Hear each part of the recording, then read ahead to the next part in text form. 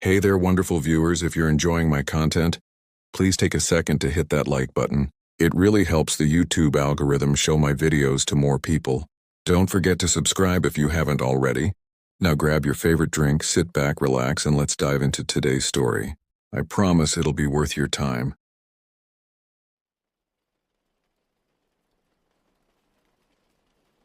The church retreat was supposed to be a respite. From the bitter winter of 2018, I hadn't planned on going initially.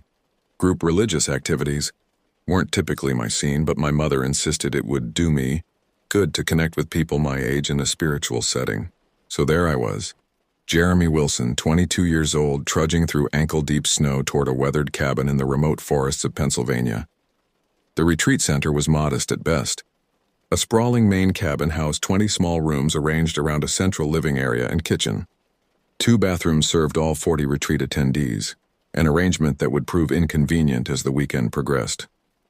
The walls were log cabin style but poorly insulated. Every gust of wind whispered through the cracks, creating an incessant, mournful sound that filled the silence at night. As I unpacked my meager belongings in the cramped room, the door swung open with a creak. A tall, lanky guy with wire-rimmed glasses and disheveled brown hair stood in the doorway. "You must be my roommate," he said, extending his hand. "Victor Reeves." I shook his hand. "Jeremy Wilson." Victor moved to the empty bed and dropped his duffel bag. "Been to one of these retreats before?" "First time," I admitted. "You?" "Third year." He unzipped his bag and began removing neatly folded clothing. They're usually pretty uneventful. Bible study, prayer circles, awkward social activities. Though I guess there's always the mafia house to liven things up. Something in his tone caught my attention. "The what?" Victor paused his unpacking and glanced toward the window. "You haven't heard the stories?" I shook my head. "Come here." He motioned me toward the small window at the far end of our room. I followed, curious. Victor pointed up toward a hill that overlooked the retreat center. There, partially obscured by skeletal winter trees, stood a massive structure that seemed to defy the surrounding wilderness. Even from this distance, I could make out its imposing Victorian architecture. 3 stories of weathered wood and broken windows with a steep, angular roof and what appeared to be a widow's walk at the top. "That's the mafia house," Victor said, his voice dropping to a near whisper. "Been abandoned for decades. Story goes that during Prohibition, it was used by organized crime as a base of operations. Rumor has it they'd bring people up there who crossed them. Take them to the attic and..." He drew his finger across his throat. I studied the building more carefully. Despite the daylight, shadows seemed to cling to its exterior like a shroud. "And the bodies? What did they do with them?" Victor's eyes widened slightly. "That's the thing. According to local legend, they never removed them. Just left them up there in the attic to rot." A gust of wind rattled our window, making both of us flinch. "Has anyone ever gone inside?" I asked, already sensing the answer. "Every year someone tries," Victor replied. "Most don't make it past the locked doors. Those who do..." He trailed off, organizing his toiletries with sudden interest. "What? What happens to them?" He shrugged. "Nothing supernatural, if that's what you're asking. But people come back different. Quiet. Jumpy. One guy from last year's retreat claimed he heard whispering coming from inside the walls." I turned back to the window, studying the house more carefully. Even from this distance, something about it seemed wrong, like it didn't quite belong in this reality. Its angles appeared subtly distorted, its shadows too deep for the overcast afternoon light. "I want to see it," I said finally. Victor laughed nervously. "Yeah, everyone does at first." The sound of a bell interrupted our conversation. Dinner was ready. As we headed to the main hall, I couldn't help glancing back at the ominous structure on the hill, now barely visible in the fading winter light. Something about its presence called to me, a dark fascination I couldn't explain. The communal dinner was a chaotic affair of lukewarm casseroles and forced conversation. I found myself seated at a table with Victor and 3 other guys near my age. Greg Stone was short and stocky with a booming laugh that seemed at odds with the reverent atmosphere the retreat leaders were trying to foster. Ben Winters was quieter, bird-like in his mannerisms, eyes constantly darting around the room as if assessing threats. Jack Hudson was the athlete of the group, clearly uncomfortable in this setting.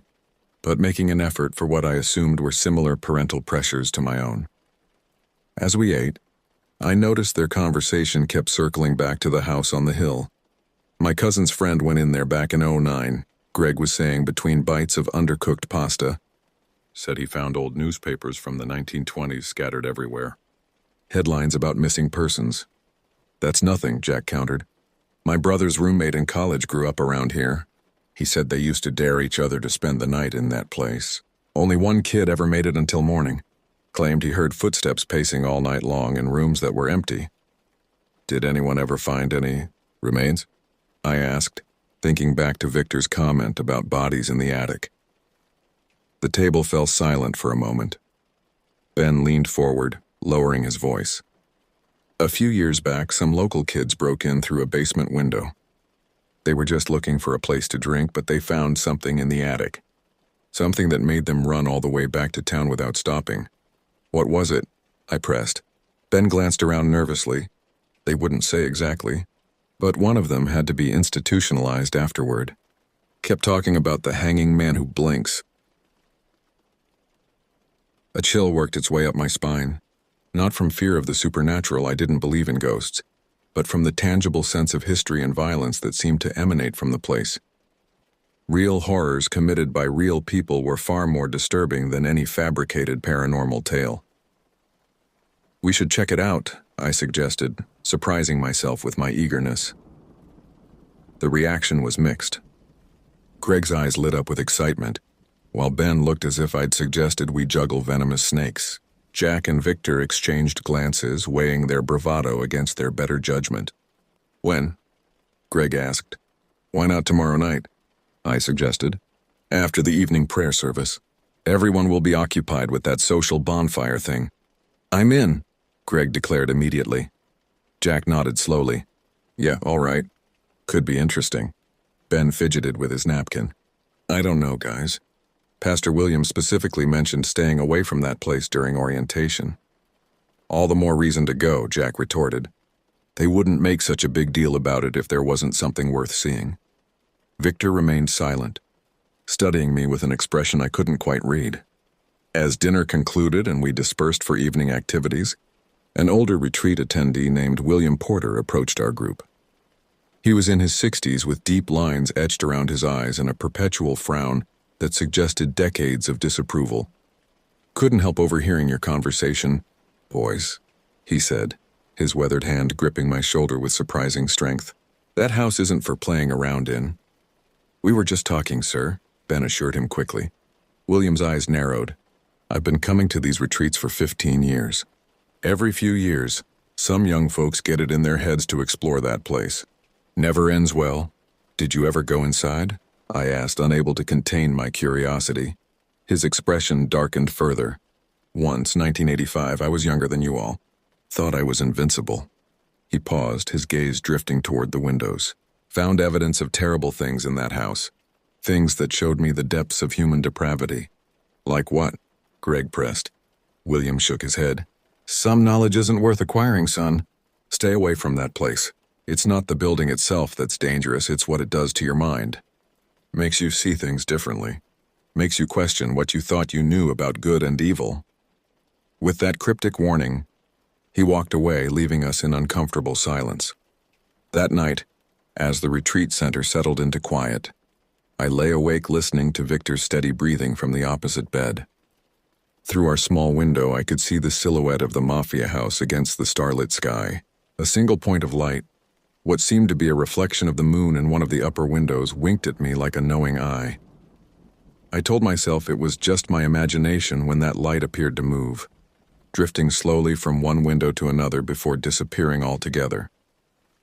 The next day passed in a tedious blur of scripture readings and team-building exercises. Throughout the mandatory activities, my mind kept wandering to the house on the hill. During a particularly dull discussion about the Book of Revelations, I sketched the imposing structure in my notebook, adding details I recalled from my window observations. The ornate trim around the roofline, the boarded-up first-floor windows, the strange cupola at the very top that seemed to watch over the property like a sentinel. You're obsessed, Victor whispered, glancing at my drawing. Maybe I was. Something about the house called to me in a way I couldn't articulate. It wasn't just adolescent rebellion or the thrill of breaking rules. The house represented something unfinished, a story interrupted, secrets preserved in silent rooms. I needed to see inside, to understand what had happened there. During lunch, our group reconvened to finalize plans. I did some asking around, Greg announced, sliding onto the bench beside me. That old guy from last night? William Porter? People say he hasn't been the same since he went into that house back in the 80s. Used to be some hotshot lawyer in Philadelphia. After visiting the house, he quit his practice, gave away most of his money, and now he just travels between church events warning people about sin and judgment.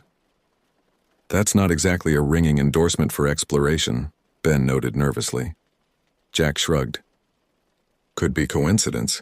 Maybe he just had a midlife crisis. There's a woman who works in the kitchen, Greg continued, lowering his voice. She's lived in the area her whole life. Says the house belonged to a family named Russo in the 1920s. They were supposedly connected to bootlegging operations during Prohibition. The story goes that the family patriarch, Anthony Russo, disappeared in 1928, along with 4 of his associates. His wife claimed they went on a business trip, but they were never seen again. So the mafia didn't own it? I asked, confused. Not exactly, Greg explained. The Russos were the mafia, or at least connected to them. After Anthony disappeared, his brother took over the house. That's when things supposedly got dark. Local people started disappearing. There were rumors about torture, about bodies buried on the property or hidden in the walls. In the walls?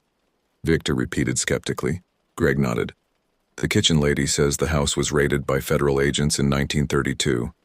They never found any bodies, but they did discover a room in the attic with chains bolted to the walls and floor drains installed.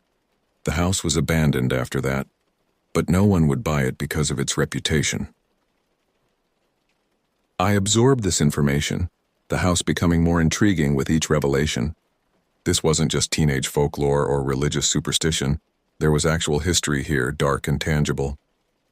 We'll need flashlights, I said decisively. Good ones. The power's obviously been off for decades. I've got 2 high-beam LED lights, Jack offered. Battery-powered, no need for outlets. What about the doors? They're probably locked, Ben said. Victor cleared his throat. There's supposedly a cellar entrance around back. Might be our best bet. Our planning was interrupted by Pastor Williams announcing afternoon activities. As we dispersed, Jack pulled me aside. You're really into this, aren't you? He observed. I hesitated before answering. I can't explain it. I just feel like I need to see inside that place. Jack studied me for a moment. Just be careful. Places like that, they have weight to them. History. Sometimes that weight can press down on you until you can't breathe. His words stayed with me through the afternoon's activities, through dinner, and into the evening service, as Pastor Williams droned on about finding light in darkness. I found myself staring out the window at the darkening sky, knowing that in just a few hours, we would be stepping into that very darkness he warned against. After the service, as most of the retreat attendees gathered around a bonfire for hot chocolate and worship songs, our group of 5 slipped away toward the path leading up the hill. The night was clear and cold, our breath forming clouds in the freezing air. Jack distributed flashlights to me and Greg, while Ben and Victor shared a third light between them. We should stay together, Ben suggested, his voice trembling slightly. No splitting up no matter what. We all nodded in agreement, though I suspected our pact would be tested before the night was through. The path to the house was poorly maintained, overgrown with thorny bushes that scratched at our jeans and jackets. As we climbed, I noticed the sounds of the retreat: singing, laughter, crackling fire, growing fainter until they were swallowed by the pressing silence of the forest. When we finally emerged from the tree line, the Mafia house loomed before us in all its decaying grandeur. Up close, its deterioration was more apparent. Peeling paint, rotting wood, missing shingles. Yet there was something undeniably majestic about its design, a testament to wealth and power long since faded. We circled the perimeter cautiously, testing windows and doors, finding each one either boarded shut or locked from within. The front entrance, once grand with its double doors and ornate glass panels, was secured with heavy chains and a rusted padlock. "This is pointless," Ben muttered after our third attempt at entry. "Place is sealed tight. Maybe we should head back." "Wait," Victor called from around the side of the house. "I think I found something." We hurried to join him at a small slanted door at ground level, clearly an entrance to the cellar or basement. Unlike the other access points, this door appeared to have been tampered with recently. The padlock that once secured it hung broken on a corroded hasp. "Someone's been here," Jack observed. "Recently?" I asked, examining the broken lock. "Hard to tell," Victor replied. "Could have been weeks ago, could have been years." Greg reached for the handle. "Only one way to find out." The door resisted at first, then gave way with a groan that seemed inappropriately loud in the silent night. Stale air rushed out, carrying the unmistakable odor of mold, rot, and something else. Something metallic and vaguely familiar that I couldn't immediately place. Our flashlight beams cut through the darkness, revealing concrete stairs descending into absolute blackness. The beam seemed weak against that darkness, as if the very air in the basement absorbed light. Ben took a step backward. "I don't like this." "We've come this far," Jack reasoned, though I detected hesitation in his voice as well. I moved forward, placing my foot on the first step. "I'm going in. Anyone who wants to back out can wait here." Greg joined me immediately. After a moment's hesitation, Jack followed. Victor and Ben exchanged glances. Then Victor stepped forward while Ben remained at the entrance, shifting nervously from foot to foot. I'll keep watch," Ben offered weakly. "Make sure no one from the retreat follows us." None of us called him on the transparent excuse. With a final glance back at the retreat center twinkling in the distance, I descended into the darkness of the Mafia house, unaware that I was crossing a threshold from which I would never fully return. The basement stairs creaked ominously beneath our weight, each step threatening to collapse after decades of neglect. Our flashlight beams bounced wildly off the concrete walls, creating a disorienting strobe effect that made it difficult to process what we were seeing. The air grew thicker as we descended, heavy with dust and that peculiar metallic smell I still couldn't identify. "Watch your step," I cautioned, noticing the uneven ground at the bottom of the stairs. We had entered a large open area that appeared to have once served as a laundry and storage space. An ancient boiler dominated one wall, its rusted pipes sprawling across the ceiling like metal veins.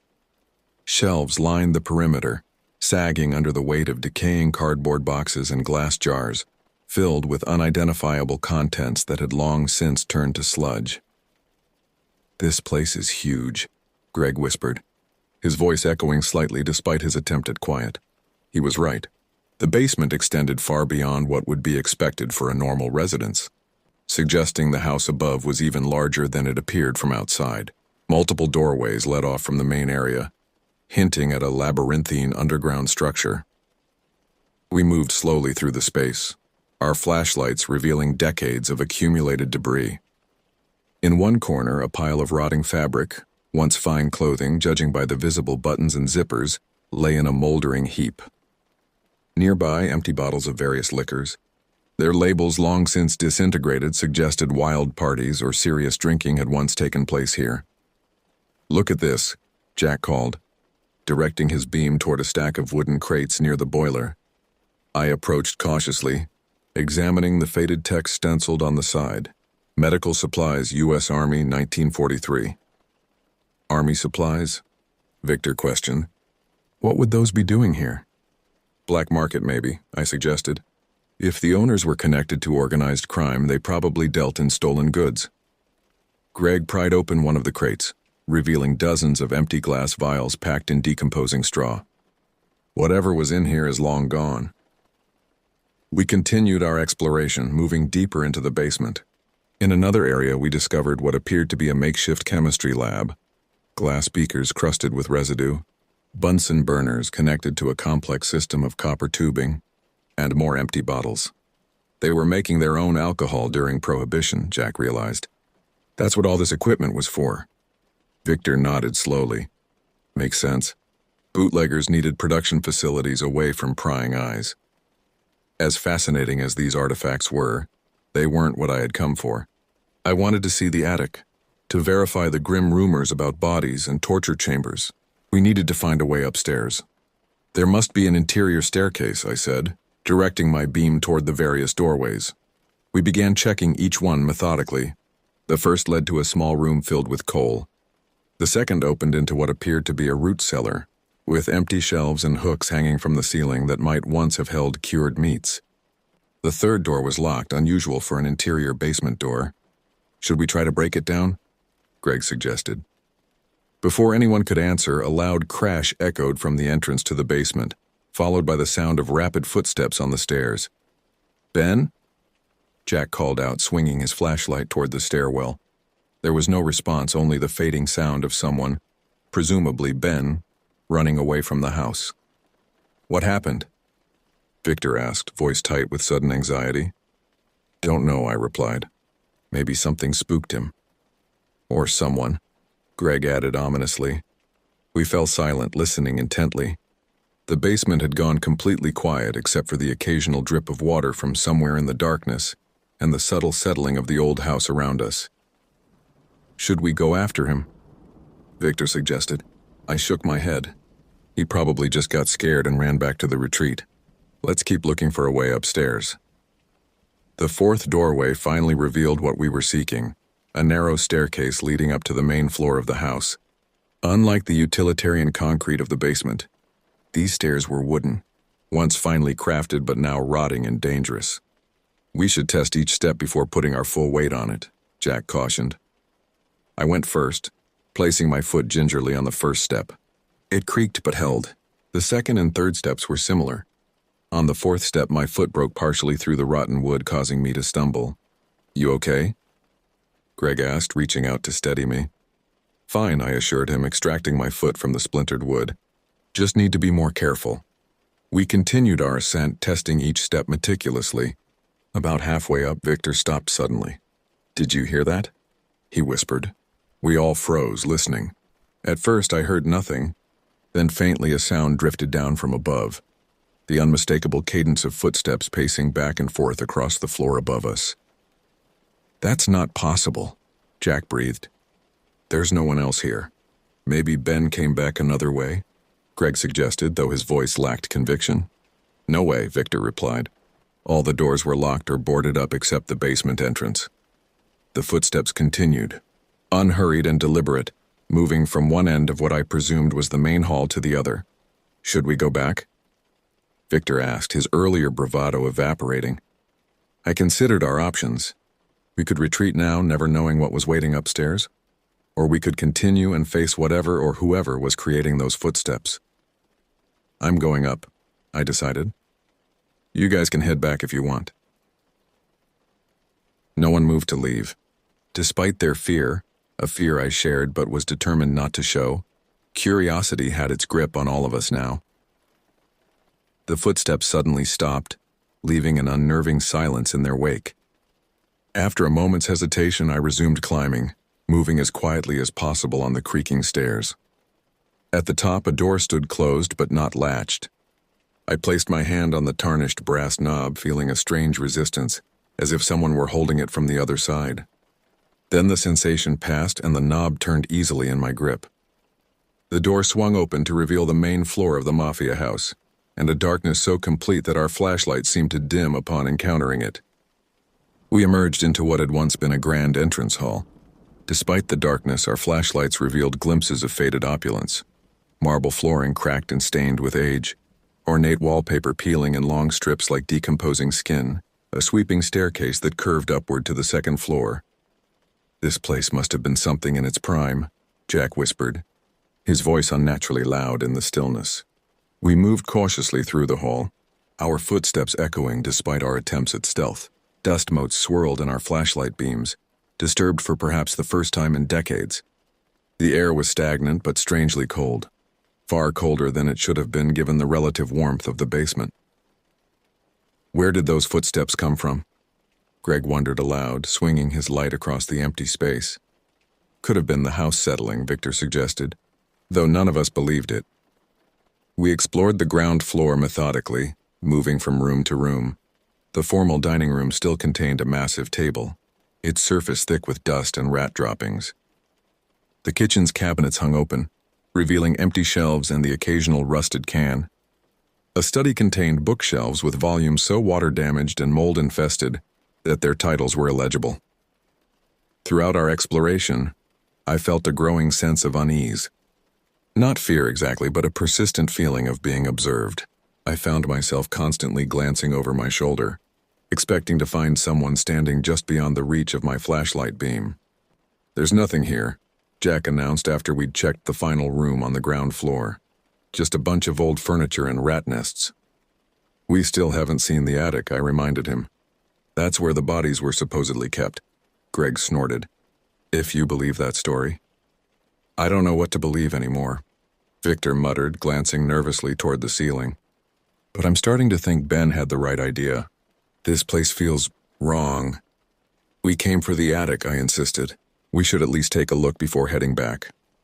Jack nodded reluctantly. "Fine. Quick look, then we leave." We approached the grand staircase, testing the first few steps to ensure they would hold our weight. Unlike the basement stairs, these seemed relatively solid, though they creaked alarmingly as we ascended.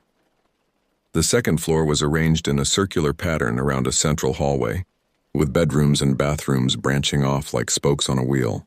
Most of the doors stood open, revealing spaces long since stripped of anything valuable.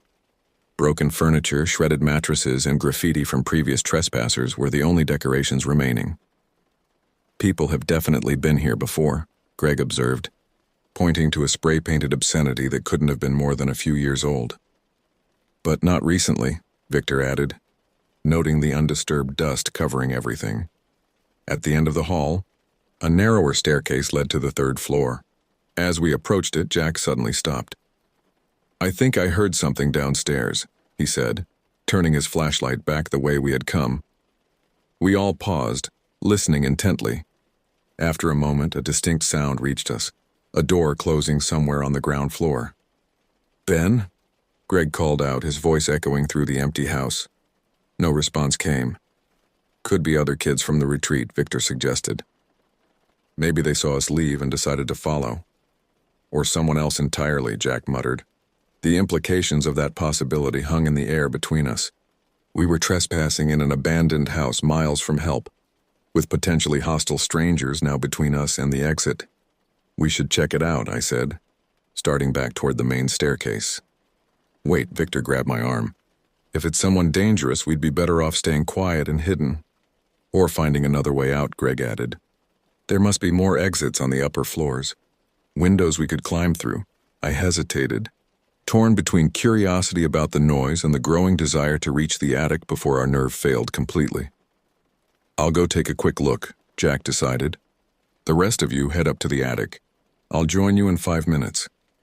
"We shouldn't split up," Victor protested. "It's just a quick check," Jack insisted.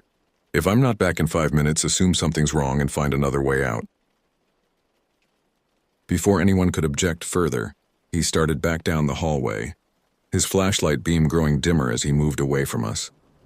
"This is a bad idea," Victor said, watching Jack disappear around a corner. "He'll be fine," I assured him, though I shared his concern. "Let's keep going. The attic must be close." We continued up the narrow staircase to the third floor. Unlike the ornate lower levels, this area was plainly functional. Servants' quarters, judging by the small, cell-like rooms that lined the central corridor. At the end of the hall, another, even narrower staircase led upward.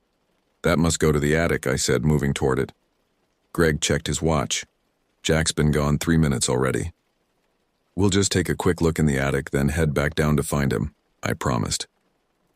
As we approached the attic stairs, Victor suddenly stopped. "I can't do this. Something doesn't feel right about this place." I could see genuine fear in his eyes, illuminated by the reflected glow of Greg's flashlight. "Go back and find Jack," I suggested. "I'll check out the attic quickly and meet you both downstairs." "I don't think we should separate further," Greg argued. 3 minutes, I insisted. "I'll be up and down in 3 minutes. Just a quick look to see if there's any truth to the rumors." Greg and Victor exchanged glances, clearly uncomfortable with the plan but unwilling to force me to abandon my quest. 3 minutes, Greg repeated firmly. "Then we're all getting out of here." I nodded in agreement, then turned toward the attic stairs. As I placed my foot on the first step, a loud crash echoed from somewhere on the ground floor, followed by what sounded like a shout quickly cut off. "Jack?" Greg called out, moving toward the main staircase. Victor grabbed his arm. "Don't, something's wrong." "We need to help him," Greg insisted, pulling free of Victor's grip. "Wait," I urged. "Let me check the attic first. There might be another way out through there." "No time," Greg replied, already moving down the hall. "Jack could be hurt." Victor looked at me pleadingly. "We should stay together." I hesitated, torn between my obsession with the attic and concern for Jack. In that moment of indecision, Greg disappeared down the stairwell, his footsteps fading rapidly. "Damn it!" Victor muttered. "Now what?" I made my decision. "You go after Greg. I'll check the attic quickly and meet you both at the retreat center." "Jeremy, this is insane," Victor protested. "We need to stick together." 3 minutes, I repeated. "I've come too far to turn back now." Before he could argue further, I started up the attic stairs, taking them 2 at a time. Behind me, I heard Victor curse, then his footsteps receded as he followed Greg downstairs. I was alone now, climbing the final staircase to the infamous attic of the Mafia house. My heart pounded in my chest, partly from exertion, but mostly from fear and anticipation. What would I find? Would there be any truth to the macabre rumors? The staircase ended at a heavy wooden door, its surface scarred with deep gouges as if someone or something had tried desperately to claw their way out. I placed my hand on the tarnished knob, surprised to find it ice cold to the touch. Taking a deep breath, I turned the knob and pushed. The door swung open with unexpected ease, revealing the attic beyond and the horrors it contained. My flashlight beam cut through the darkness, revealing an expansive attic space that stretched the entire length of the house. Dust particles danced in the light, disturbed by the sudden intrusion of fresh air. The ceiling sloped dramatically on either side, following the roofline, with exposed beams and rafters creating a skeletal framework overhead. Unlike the relatively empty rooms below, the attic was crowded with objects, furniture draped in yellowed sheets, stacks of moldering boxes, trunks with rusted latches, picture frames turned to face the walls. It resembled a museum of forgotten things preserved in dust and darkness for decades. I moved forward cautiously, sweeping my light methodically across the space. The floor creaked beneath my feet, each board seemingly ready to give way after years of neglect. The air was noticeably colder here than in the rest of the house, so cold I could see my breath forming small clouds with each exhalation. As I ventured deeper into the attic, my beam fell upon something that made me stop short. Chains bolted to one of the support beams, ending in manacles large enough to encircle human wrists. Beside them, dark stains discolored the wooden floor, stains I instinctively knew were blood, decades old but never cleaned. The rumors were true then. This place had indeed been used for something sinister. I continued my exploration, moving toward the far end of the attic where several large objects stood covered by sheets. Along the way, I passed more evidence of the attic's grim purpose: a drain installed in the floor, more chains attached to various points, and what appeared to be a large metal table with restraints at each corner. When I reached the covered objects, I hesitated, suddenly unsure if I wanted to see what lay beneath. In the distance, I thought I heard shouting from the lower floors. Greg or Victor calling for Jack, perhaps. I should go back, rejoin my friends, escape this house while we still could. Yet something compelled me to continue, a morbid curiosity I couldn't suppress. I reached out and grasped one of the sheets, its fabric brittle with age, and pulled. The sheet disintegrated in my hands, releasing a cloud of dust that momentarily blinded me. As it settled, my flashlight revealed what had been hidden: not bodies or torture devices as I had feared, but rows of glass display cases, their contents still perfectly preserved. I leaned closer, directing my beam through the dusty glass. Inside the first case were newspaper clippings, photographs, and what appeared to be personal effects: wallets, watches, jewelry. Each grouping seemed to represent a different person, with a name card placed prominently at the front of the display. "Trophies," I whispered, the word escaping involuntarily as understanding dawned. These weren't random collections. They were mementos of victims, carefully cataloged and displayed like exhibits in a private museum of atrocities. I moved from case to case, my horror growing with each new display. Some contained items as innocuous as hairbrushes or spectacles. Others held more disturbing artifacts, bloody clothing, extracted teeth, locks of hair. One case in particular caught my attention. Unlike the others, which were arranged chronologically from the 1920s through the early 1930s, this one was dated 1985, the year William Porter had mentioned visiting the house. Inside was a man's tie, a pocket watch, and a wallet containing identification for someone named Richard Campbell. Not William Porter. Who was Richard Campbell? And why was his memorabilia displayed here decades after the house had supposedly been abandoned? A noise behind me broke my concentration. A soft scraping sound like something being dragged across the floor. I whirled around, my flashlight beam dancing wildly across the attic. For a moment, I thought I saw movement in the shadows beyond the light's reach, a darker patch of blackness shifting between the covered furniture. "Hello?" I called out, immediately regretting breaking the silence. "Greg, Victor?" No response came, but the scraping sound stopped abruptly. I began moving toward the attic door, suddenly aware that I had lost track of time. How long had I been up here? Had it been 3 minutes as promised, or much longer? As I neared the exit, my light fell upon one final display case I hadn't noticed before. Unlike the others, this one stood alone, positioned prominently near the door as if to ensure it would be seen by anyone leaving the attic. Inside was a collection of objects I recognized with dawning horror. A wristwatch identical to the one Jack wore, a class ring that matched Greg's, a wire-rimmed pair of glasses that could only belong to Victor, and a wallet that looked exactly like Ben's. And there, in the center of the display, was my own driver's license, removed from my back pocket without my knowledge. The name card at the front of the display read, "Retreat Visitors, 2018. I stumbled backward, nearly falling over a covered piece of furniture. This wasn't possible. Someone was playing an elaborate, cruel joke. My friends must have somehow reached the attic before me, planted these items to scare me. Yet even as I formulated this explanation, I knew it couldn't be true. No one had passed me on the stairs. No one had had time to create such a perfect replica of the other display cases, complete with the aged glass and antique wood. The room suddenly felt much colder, the darkness beyond my flashlight beam much deeper. I turned to run for the door, only to find my path blocked by a figure standing in the shadows, a tall, thin silhouette that remained frustratingly indistinct despite my light shining directly at it. "Who's there?" I demanded, my voice cracking with fear.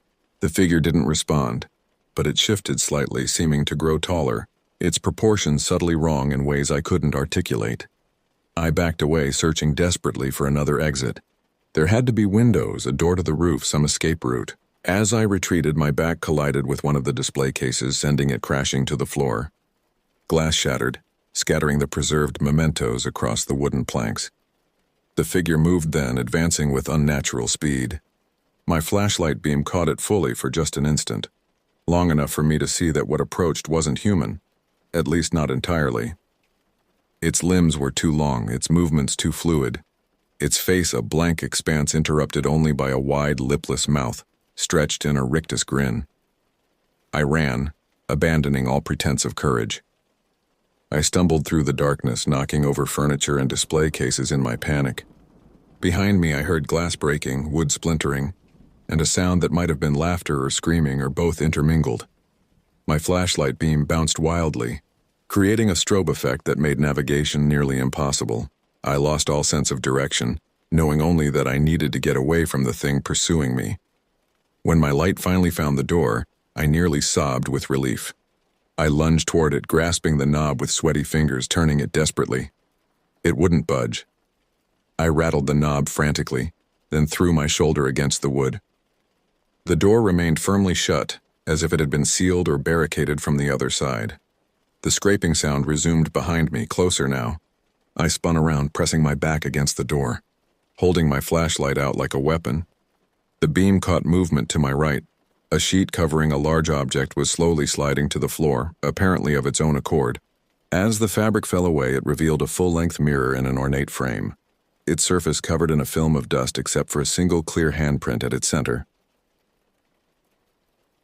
My light reflected in the glass, momentarily blinding me with its glare. When my vision cleared, I saw something impossible in the mirror's reflection. Myself standing with my back against the door, flashlight raised defensively.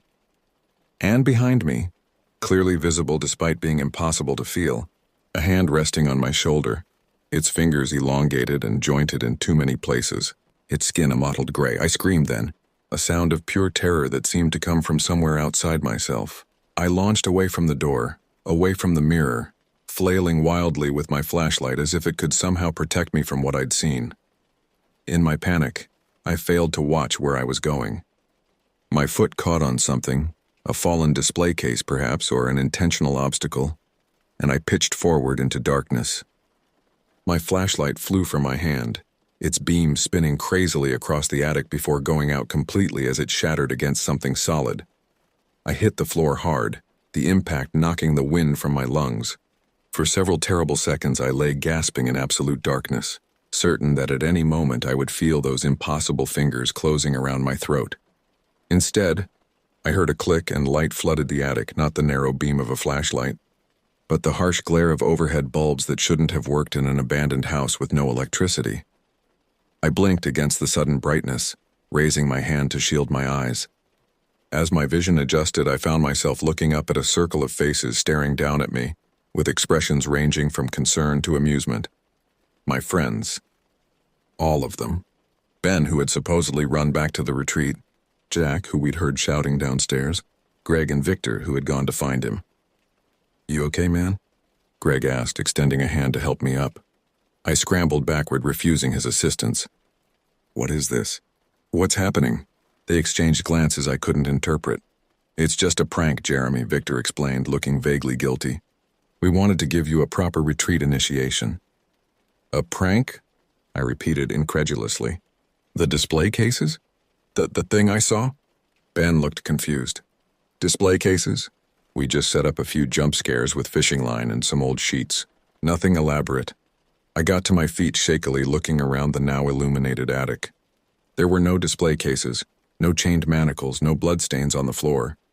Just an empty, dusty space with a few pieces of broken furniture and the sheets my friends had apparently rigged for their prank.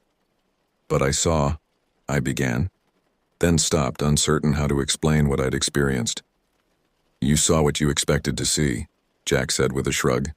"We've been planning this for days. We knew you'd be the perfect target, so eager to explore the haunted house." "The electricity?" I asked, gesturing toward the functioning lights. "Generator," Greg explained.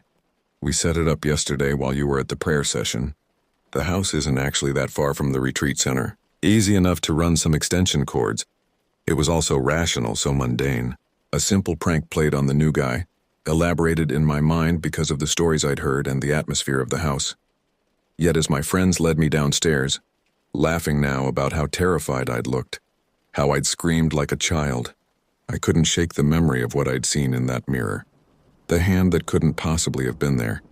The display case with our personal items. The case dated 1985 with Richard Campbell's effects. And I couldn't explain why. As we exited the house and made our way back to the retreat center, I counted our group repeatedly, unable to shake the feeling that there were 6 of us now instead of 5. The remainder of the retreat passed in a blur of forced participation and sleepless nights. I went through the motions, attending prayer services, joining discussion groups, feigning interest in team-building activities, but my mind remained trapped in that attic, replaying what I had seen over and over again. My friends seemed to think the incident was over, a successful prank that would make for a good story back home.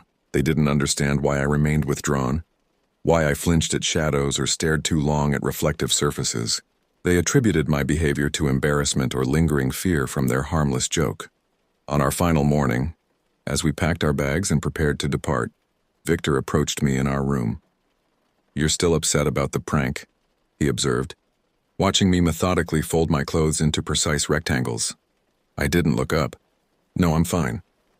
Look, it was Greg's idea. He does this every year to newcomers. Last year, they convinced some kid that the retreat leader was possessed." I nodded absently, continuing to pack. Victor sighed. "Jeremy, it was just some sheets on fishing line, a few recorded sound effects on Jack's phone, and Ben hiding to make those footsteps. Nothing supernatural." "I know," I said, though I didn't. "Not really." "Then what's bothering you? You've been like a ghost yourself since that night." I finally looked up at him, studying his face for any sign that he knew more than he was admitting. Did you guys set up display cases in the attic?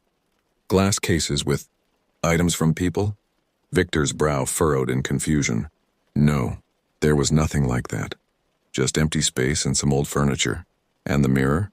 Did you put that there? What mirror? I returned to my packing, not bothering to explain further. Either Victor was continuing the deception, or what I had seen in the attic was something beyond their prank, something only I had experienced. As we boarded the bus that would take us back to civilization, I found myself seated next to William Porter, the older man who had warned us about the house. He regarded me with knowing eyes as I settled beside him. You went to the house, he said. Not a question. I nodded, not trusting myself to speak. And you saw something.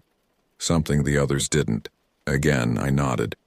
William sighed deeply, his gaze drifting to the window where the Mafia house was just visible on its hill, silhouetted against the morning sky.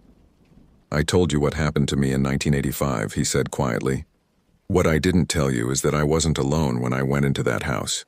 5 of us went in. Only 4 came out. My breath caught in my throat. Richard Campbell, I whispered. William's head snapped toward me, his eyes wide with shock. How do you know that name? I saw a display case with his things, his watch, his wallet. The color drained from William's face. That's not possible. We searched that house for days. The police searched it. Richard was never found, nor any of his belongings. What happened to him? William's hands trembled slightly as he clasped them in his lap. We don't know. We were exploring the attic. Richard wandered off to look at something while the rest of us were checking another room. When we came back, he was gone, just gone. No sounds of struggle, no signs of where he went. It was as if the house had swallowed him whole. I thought of the 6th presence I had sensed as we left the house, the feeling of being watched that persisted even now. The house keeps them somehow, William continued, his voice dropping to a whisper. It takes people. Not everyone who enters, just certain ones. People it chooses. Why? For what purpose? He shook his head. I've spent decades researching that place, trying to understand what happened. The official history, the Prohibition-era gangsters, the raids, the rumors of torture, that's all true enough. But there's something older about that house, something in the land it was built on.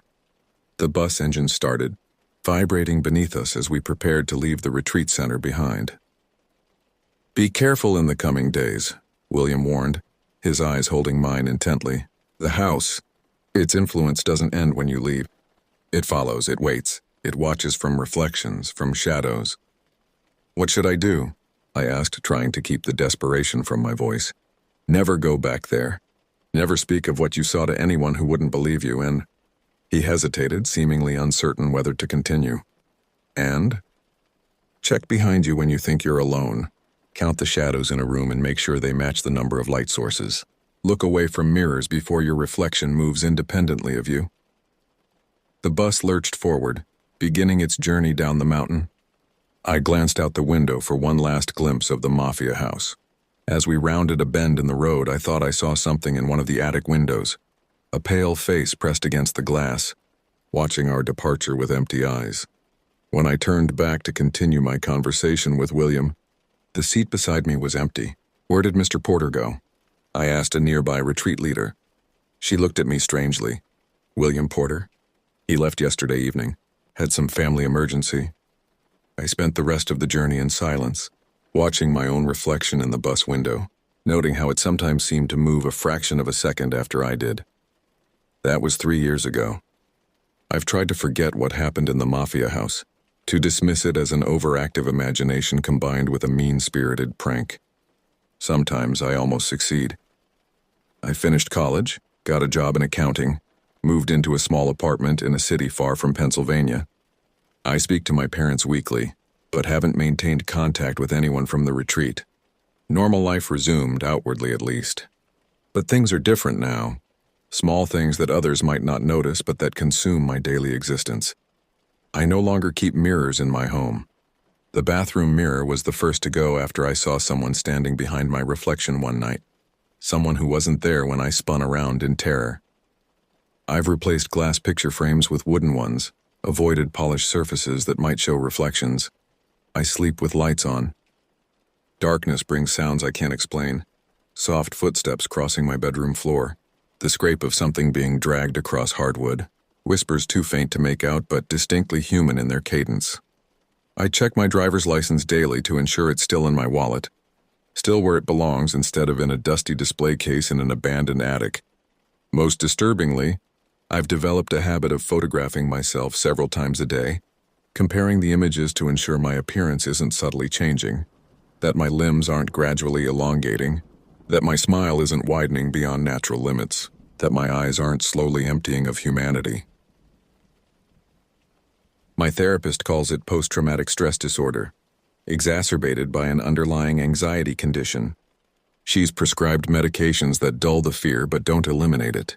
She encourages me to confront my delusions, to recognize them as manifestations of stress rather than reality. I pretend to agree, to accept her rational explanations. It's easier than trying to convince her of truth she isn't prepared to accept.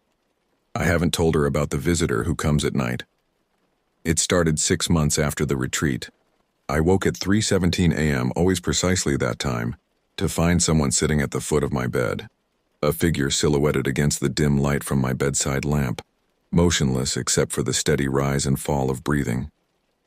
The first few times, I screamed, threw things, tried to attack it. The figure never reacted, never moved except to turn its head slowly toward me, its features always hidden in shadow regardless of lighting. Eventually, I stopped fighting. The visitor never did anything threatening, never approached closer, never spoke. It simply sat and watched, disappearing if I closed my eyes for longer than a few seconds. Some nights it doesn't come at all. Those nights are somehow worse. The anticipation, the certainty that it's somewhere nearby, watching and waiting, keeps me awake until dawn. I've tried recording it with my phone. The videos show nothing, just an empty space at the foot of my bed despite what my eyes clearly see. When I mentioned this to my therapist, her concern visibly deepened and my medication dosage was increased. Last week, something changed. The visitor came as usual at 3:17 a.m., but instead of sitting silently, it spoke, a single word, whispered in a voice that sounded like dry leaves rustling against pavement. Soon. Since then, I've felt a growing pressure, a sense of approaching culmination. The shadows in my apartment seem deeper, the silence between sounds more pregnant with possibility. Objects move when I'm not looking. Nothing dramatic, just small adjustments in position that make me question my sanity. Yesterday, I found a small display case on my kitchen table, an antique glass box with a wooden frame exactly like those I saw in the attic. Inside was a driver's license, mine despite the fact that the original remained in my wallet. The name card at the front read Jeremy Wilson 2021.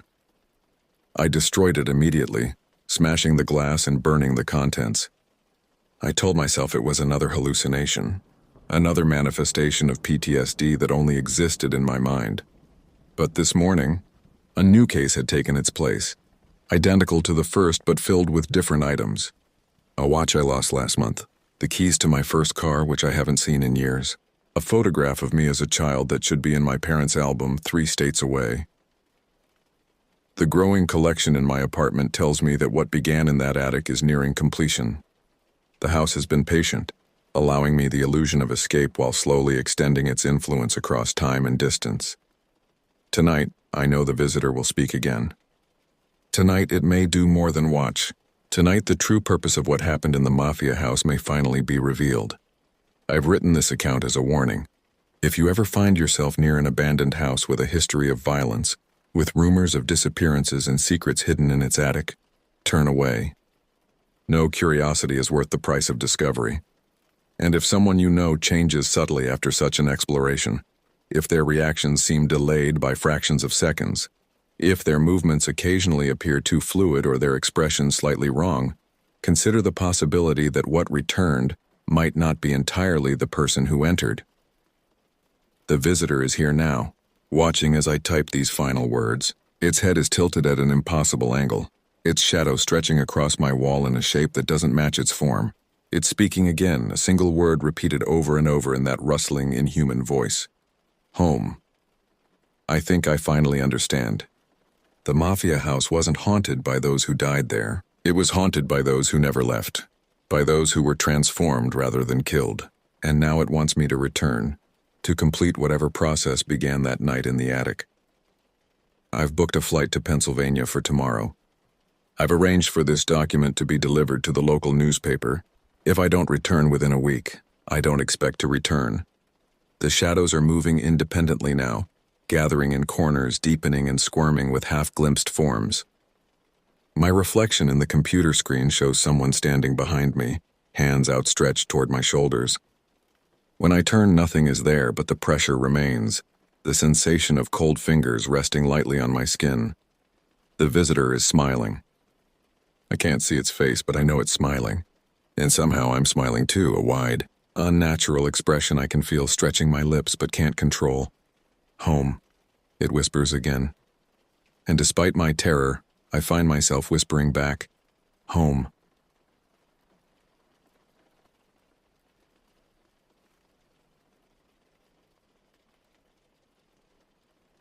The summer of 2020 was meant to be unremarkable. I had just finished my sophomore year at Westridge High, and like many summers before, I was headed to Camp Pinewood near the Blue Ridge Mountains in North Carolina. At 16, I was reaching that age where summer camp could either be the highlight of your year or an obligation you tolerated for your parents' sake. For me, it had always been the former, until that summer. Camp Pinewood was a modest operation run by First Community Church of Raleigh. Nothing fancy. Wooden cabins arranged in a horseshoe around a central fire pit, a mess hall that doubled as an assembly area, and a small lake for swimming and canoeing. The surrounding pine forest stretched for miles, dense enough that you couldn't see the road once you were 100 yards into the camp. My parents dropped me off that Sunday afternoon, the humid June air clinging to my skin as I waved goodbye. Dad helped me carry my duffel bag to Cabin 6, where I'd be staying with 7 other boys and our counselor, Ricky. At 22, Ricky was young enough to relate to us but old enough to command some respect. He had been coming to Camp Pinewood since he was a kid himself. Another year, another adventure, he said, helping me claim a bottom bunk. You've been coming here a while, right, Jake? 5 years now, I replied, unpacking my clothes into the small wooden drawer beneath my bunk. The other boys filtered in throughout the afternoon. There was Wesley, my bunkmate from last year. Benjamin, a quiet kid with thick glasses who kept to himself. Tyler and Zach, who were practically inseparable.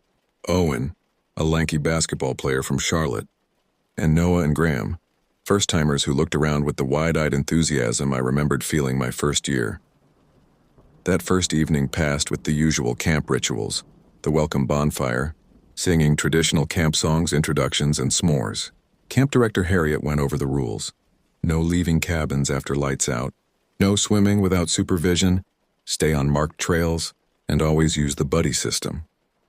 The forest may look inviting, she said, her voice carrying over the crackling fire, but it's easy to get lost. There are steep ravines, thorny bushes, and the occasional black bear or coyote.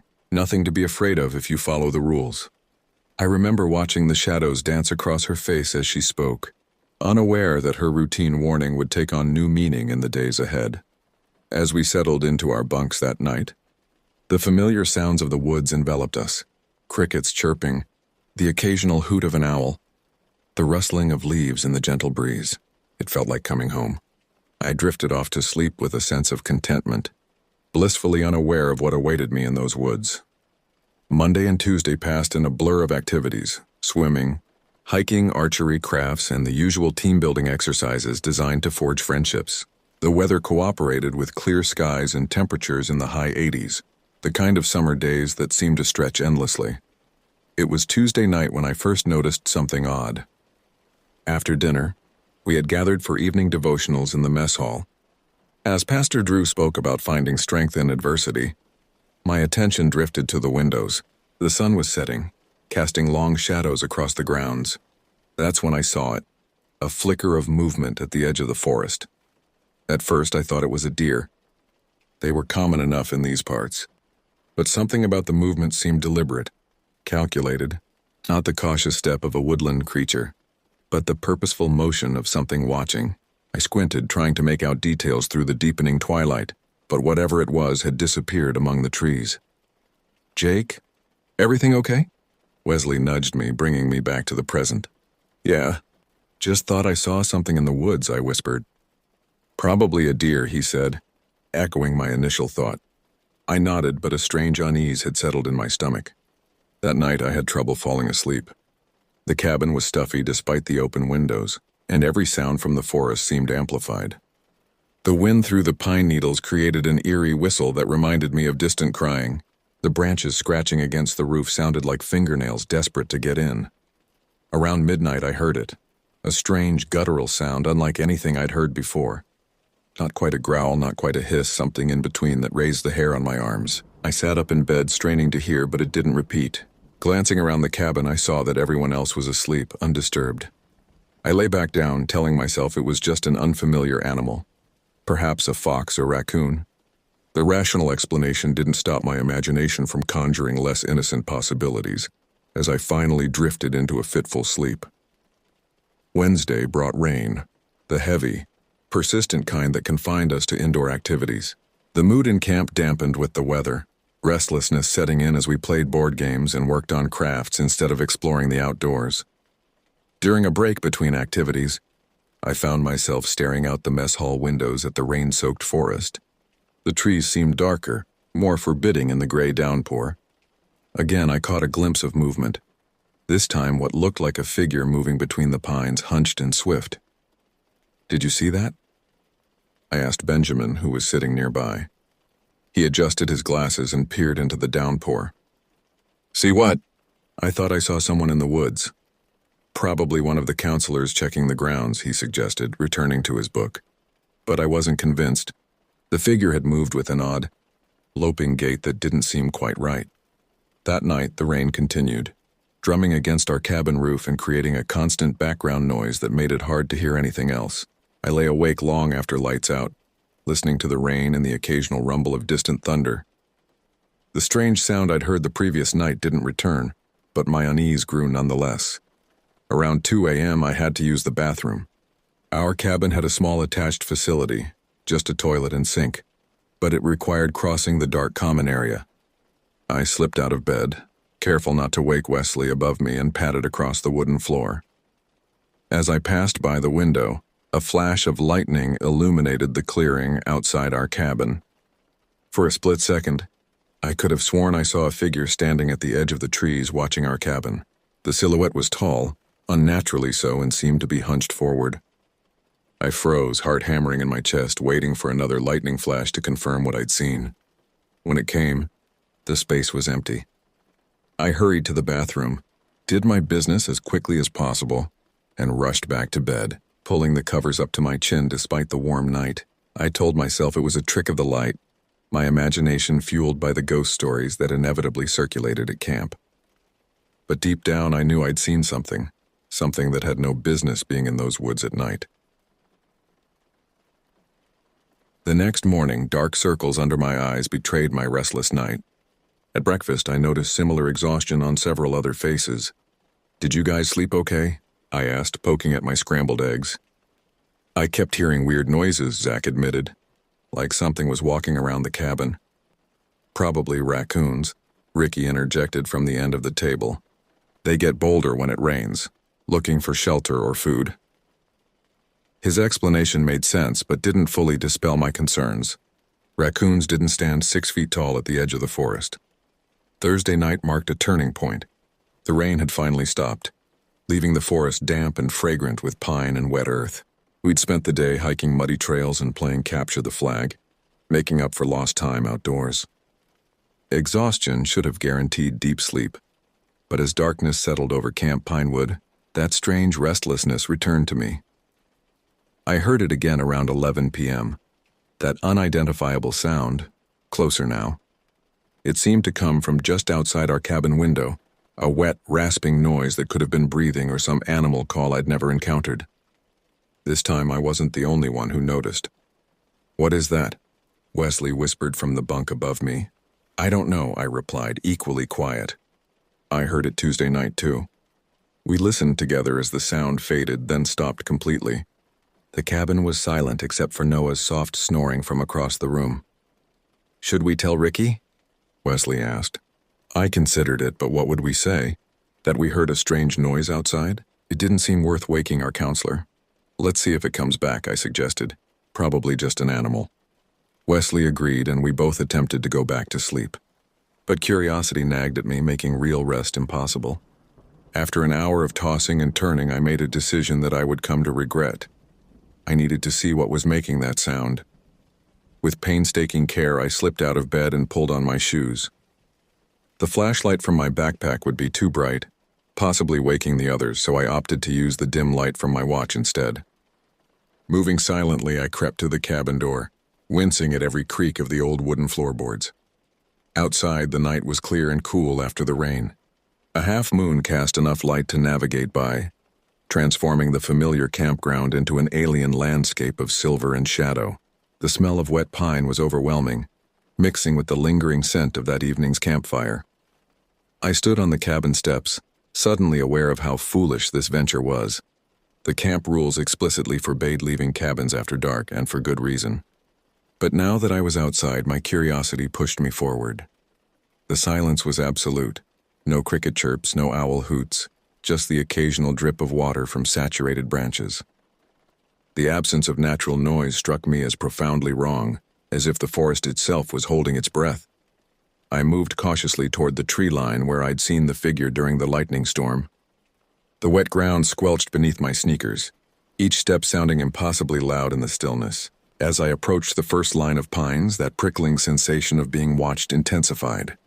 "Hello?" I called softly, immediately regretting breaking the silence. No response came, but as my eyes adjusted further to the darkness, I noticed a disturbance in the underbrush about 20 yards into the woods. Broken branches and what looked like large impressions in the mud. Something had moved through here recently, something heavy. I leaned closer, trying to make sense of the markings, when a twig snapped deeper in the forest. My head jerked up, peering into the darkness. That's when I saw it. Between two massive pine trunks stood a figure that defied explanation. In the moonlight, I could make out a tall, lean shape, at least 6.5 feet, standing upright but with an unnatural hunch to its shoulders. What struck me most wasn't its height, but its outline. Instead of the smooth silhouette of human clothing, its form seemed rough, textured, almost scaled in appearance. Its head was elongated, and as it shifted position, I caught a glimpse of eyes reflecting the moonlight with an intense reddish gleam. My heart nearly stopped. I stood paralyzed as my mind scrambled to categorize what I was seeing. A man in some kind of suit? A hunter with specialized gear? But no explanation felt right. Then it moved. Not the cautious movement of a human in the woods, but a fluid, almost reptilian motion as it stepped forward. A low hiss emerged from its direction, the same sound I'd been hearing outside our cabin. Terror finally broke my paralysis. I stumbled backward, nearly falling as my heel caught on a root. The movement seemed to trigger something in the creature, and it surged forward with horrifying speed, that hiss rising to a rasping screech. I ran. Faster than I'd ever moved in my life, I sprinted back toward cabin 6, my lungs burning and legs pumping desperately. I could hear it behind me, branches breaking, that terrible sound growing louder. I didn't look back, focused only on the cabin door that seemed impossibly far away. When I reached the steps, I practically threw myself against the door, fumbling with the handle before bursting inside. My entrance was far from quiet. I tumbled into the common area with a crash that startled everyone awake. Lights flicked on as Ricky jumped from his bed, looking disheveled and alarmed. "What the hell?" he demanded, taking in my mud-covered clothes and terrified expression. The words tumbled out of me in a panicked rush. The sounds, the figure in the woods, how it had chased me. The other boys gathered around, wide-eyed, as I described what I'd seen. "It was like a man, but not a man," I gasped, still struggling to catch my breath. "It moved wrong in its skin. It wasn't skin at all." Ricky's expression shifted from concern to skepticism as my story unfolded. "Jake, calm down," he said firmly. "You know you're not supposed to leave the cabin at night." "I know, but—" "No buts. You probably saw a deer or a bear. They can look pretty scary in the dark, especially when you're already spooked." He moved to the window, shining his heavy-duty flashlight out into the darkness. The powerful beam swept across the clearing, illuminating nothing but trees and shadows. "See? Nothing there, he said, turning back to me. Look, I get that the noises freaked you out, but there's a rational explanation. Could have been anything, a coyote, a raccoon, even a bobcat. None of those explanations matched what I'd seen, but Ricky's mind was made up. He instructed everyone to go back to bed, promising to report the incident to Pastor Drew in the morning and check the perimeter of the camp. As we settled back into our bunks, the other boys peppered me with whispered questions. What exactly had I seen? Was I sure it wasn't just a person? Did it really chase me? I answered as best I could, but the terror of the encounter had left me shaken, my memories already clouding with doubt. Had I really seen what I thought I saw? Could it have been a confused hiker or a park ranger in unusual gear? But deep down I knew, whatever had watched me from those trees wasn't human. The next morning I awoke exhausted after barely sleeping. The events of the previous night seemed almost dreamlike in the bright sunlight streaming through the cabin windows. But the mud on my shoes and the scratches on my arms from branches confirmed the reality of my midnight excursion. At breakfast, Pastor Drew pulled me aside. Ricky had informed him of the incident, and his expression was a mixture of concern and disapproval. "Jake, Ricky tells me you were outside after curfew last night," he began, his voice low enough that the other campers couldn't hear. "Yes, sir," I admitted. "I heard strange noises and wanted to investigate." "And you think you saw something in the woods?" I hesitated, knowing how it would sound. Yes, it was tall with reddish eyes. It moved wrong. Not like a person or an animal I've ever seen. Pastor Drew's frown deepened. "Jake, these woods can play tricks on your mind, especially at night. Your imagination, combined with shadows and unfamiliar wildlife, can create some pretty frightening images." "But it chased me," I insisted. "I heard it behind me." He placed a firm hand on my shoulder. "I understand you believe what you saw was real. I'm not saying you're lying. But I've been coming to these woods for 30 years, and I've never encountered anything that couldn't be explained by natural causes." His disbelief stung, but it wasn't unexpected.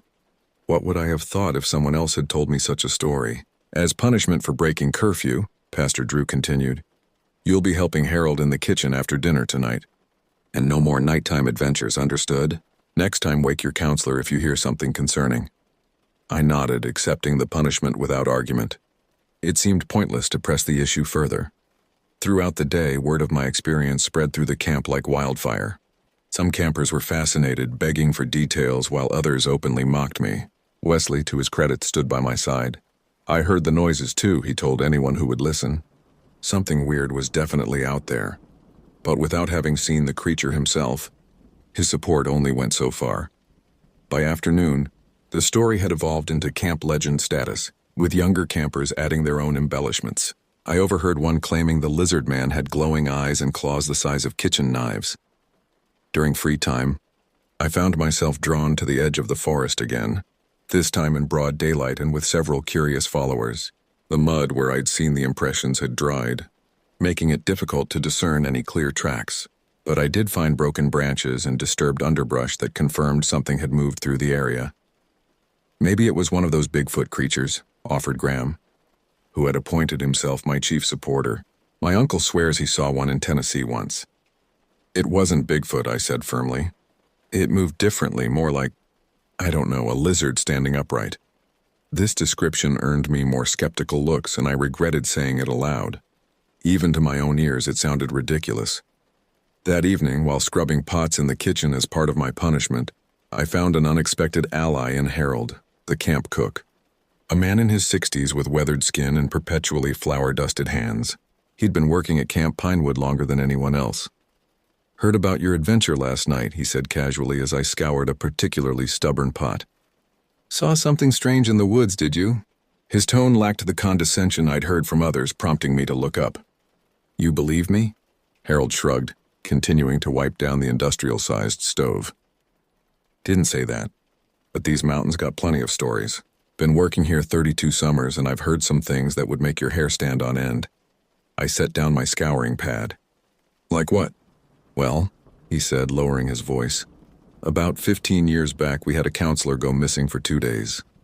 James was his name. Smart fellow, knew these woods like the back of his hand. When we found him, he was dehydrated, covered in scratches, and not making much sense." "What happened to him?" He claimed something had been stalking him through the forest, said it looked like a man but moved all wrong, called it the Watcher in the Pines. The official story was heat exhaustion and disorientation, but James never came back to Camp Pinewood after that summer. A chill ran down my back despite the kitchen's warmth. Did he describe what it looked like? Harold hesitated, said it had eyes that caught the light like an animal's, said its skin looked wrong, rough like bark or scales. Sound familiar? I nodded slowly, my throat suddenly dry. There's been talk for decades about strange sightings in these parts, Harold continued.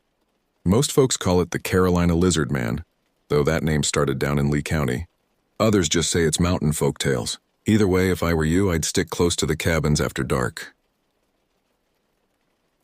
His words confirmed my worst fears while simultaneously providing a strange comfort. At least someone didn't think I was completely crazy. Despite Harold's warning and my own terrifying experience, I couldn't let the matter rest. The creature, whatever it was, had been outside our cabin multiple nights. What if it came back? What if next time it tried to get inside? These thoughts consumed me as Saturday approached, marking 1 week at camp with another still to go. I spent free periods in the small camp library, searching for information about local legends. Most books focused on Cherokee myths or standard Appalachian folklore, but one slim volume caught my attention.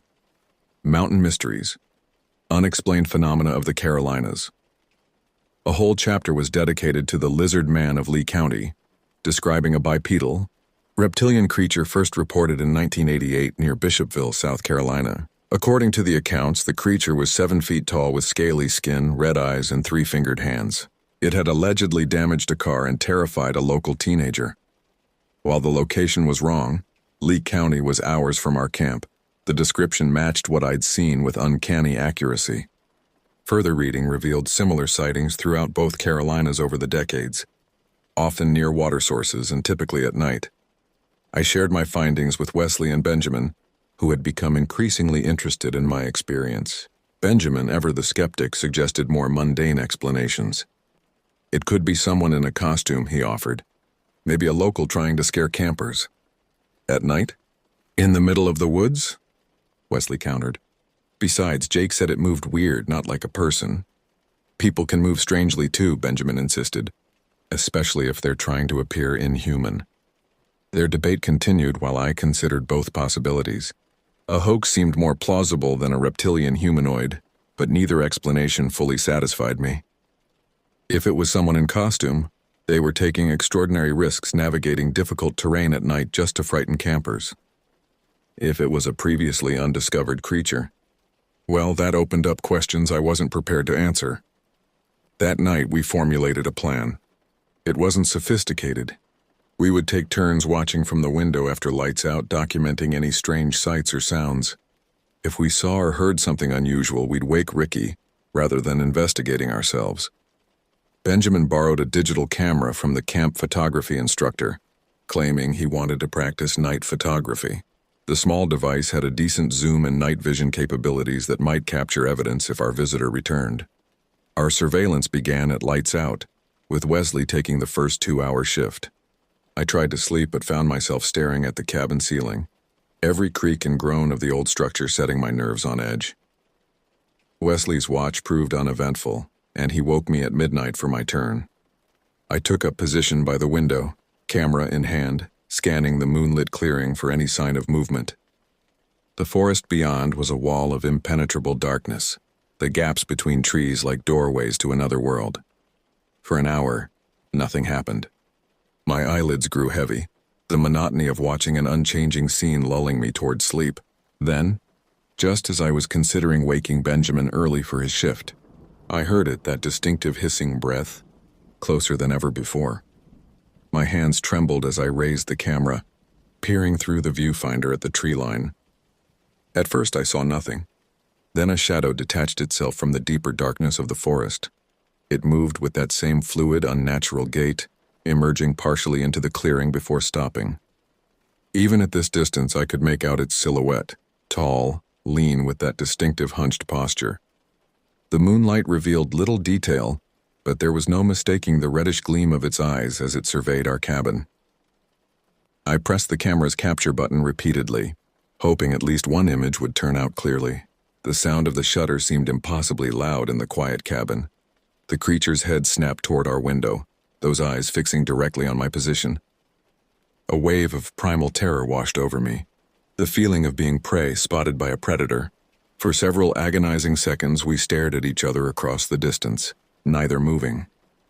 Then it took a step forward, into the clearing. I dropped the camera and scrambled backward from the window, heart pounding so hard I thought it might burst from my chest. My movement disturbed Benjamin, who sat up groggily. "What's happening?" he mumbled. "It's out there," I whispered urgently. "The thing. It's in the clearing." Benjamin reached for his glasses, but before he could respond further, a sharp scratching sound came from the cabin wall, directly beneath our window. The noise moved slowly along the exterior like claws dragging across wood. "Wake Ricky," I hissed, retrieving the fallen camera with shaking hands. Benjamin didn't need to be told twice. He hurried to the counselor's partitioned area, rousing him with urgent whispers. By the time they returned, the scratching had circled halfway around the cabin, now at the back wall. "What's going on?" Ricky demanded, looking more irritated than concerned. "The thing Jake saw. It's outside," Benjamin explained, his skepticism apparently forgotten in the face of the unsettling sounds. "We heard it scratching on the walls." Ricky's expression hardened. "This isn't funny, guys." "We're not joking," I insisted, holding up the camera. "I got pictures." As if responding to my claim, the scratching suddenly stopped. The ensuing silence felt heavy, oppressive. Ricky grabbed his flashlight and moved to the door. "Fine, let's go look." "Wait," I protested. "It's dangerous." But he was already stepping outside, his powerful flashlight cutting through the darkness. Benjamin and I exchanged nervous glances before following, careful to stay close behind him. The beam swept across the clearing, revealing nothing but empty space and silent trees. Ricky moved methodically around the cabin, examining the wooden exterior. "There," Benjamin said suddenly, pointing to the wall beneath our window. In the flashlight beam, we could see fresh marks in the wood, 3 parallel grooves deep enough to have splintered the surface. They continued around the corner, following the pattern of scratching we'd heard inside. Ricky ran his fingers over the marks, his skepticism visibly wavering. "Could be raccoons," he suggested, but his voice lacked conviction. "Raccoons don't make claw marks 5 feet off the ground," I pointed out. "And they don't have claws that big." The counselor straightened up, his expression troubled. "Let's get back inside. I'll report this to Pastor Drew in the morning." Once back in the cabin, I showed him the photos I'd taken. Most were blurry or showed nothing but darkness, but one captured the silhouette clearly enough.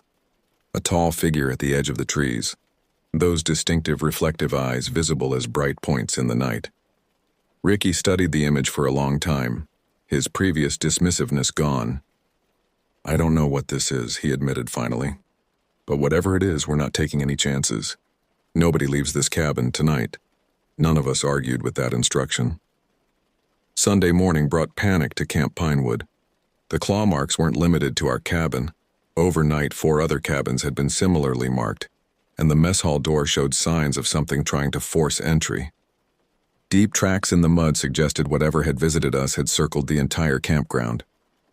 Pastor Drew called an emergency meeting after breakfast, his typically calm demeanor replaced by obvious concern.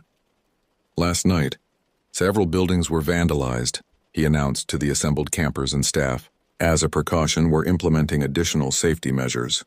No one is to be outside alone day or night. Evening activities will conclude earlier, and security patrols will monitor the grounds overnight." He didn't mention my sighting or the nature of the vandalism, but rumors spread quickly. Some blamed local teenagers, others suggested a bear or mountain lion. But I noticed the staff exchanging worried glances that suggested they knew more than they were saying. After the meeting, I approached Pastor Drew with my camera, showing him the clearest image I'd captured. "This is what I saw," I told him. "The same thing that made those marks." He studied the photo, his frown deepening. "I've called the Forest Service," he said finally. "They're sending rangers to investigate. Until then, we're treating this as a potential wildlife incursion." "That's not wildlife," I insisted. "At least not any kind I've ever heard of." Pastor Drew sighed, handing the camera back. Jake, I appreciate your concern, but causing a panic won't help anyone. Whatever this is, the proper authorities will handle it. I wanted to argue further, but recognized the futility. Instead, I joined Wesley and Benjamin in comparing notes about the previous night. Both had been thoroughly converted from skepticism to belief after seeing the claw marks and hearing the creature's movements.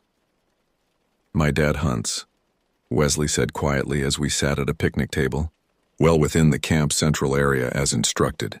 I've seen bear claw marks. These were different, deeper, more deliberate. And bears don't go around to multiple cabins like that.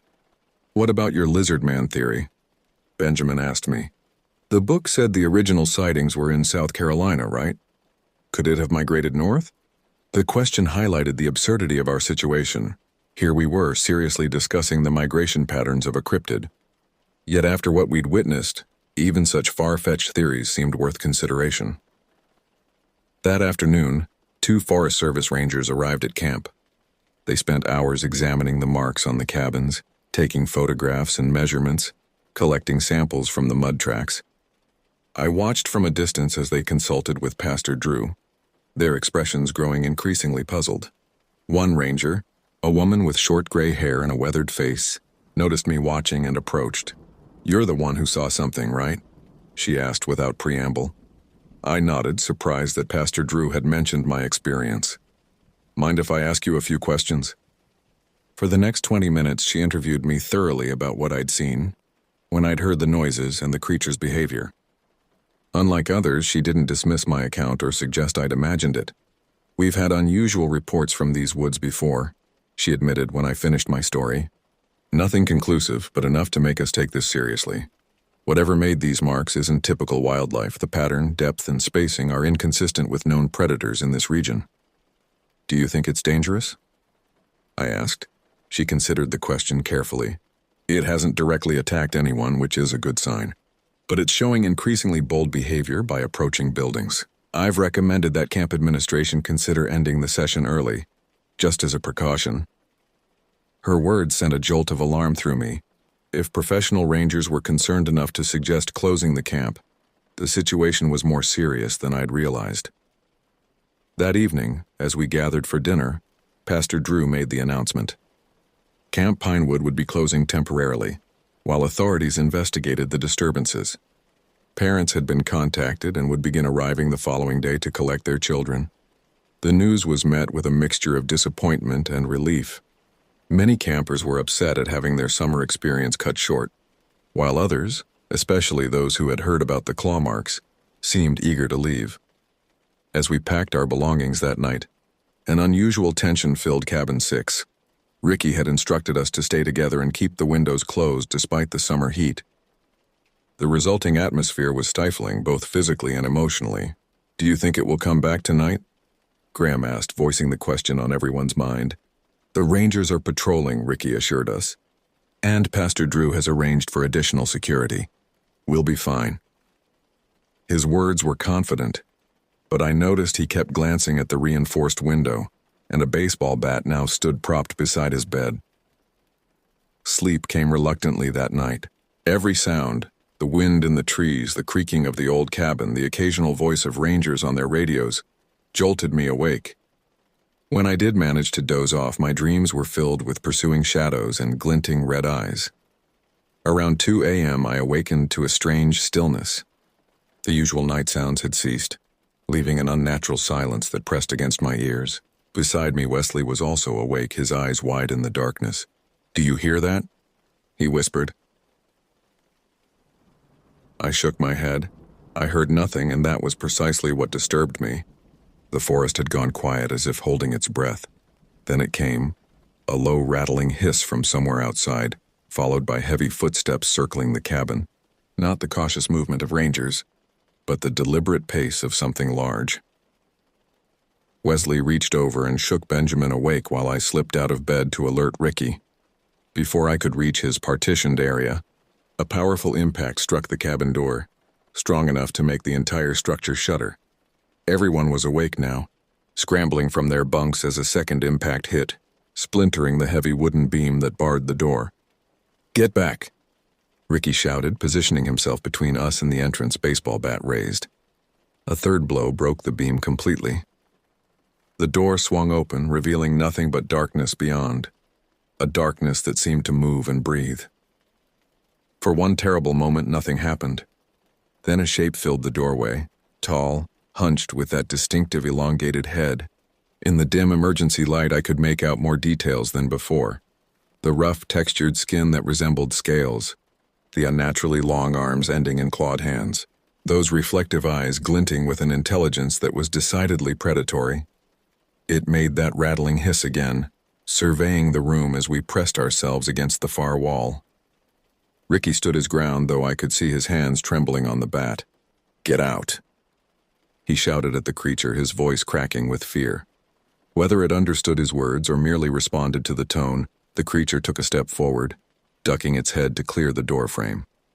It moved with that same fluid grace I'd observed before, each motion suggesting coiled strength and inhuman flexibility. What happened next occurred with blinding speed. Ricky swung the bat, connecting solidly with the creature's midsection.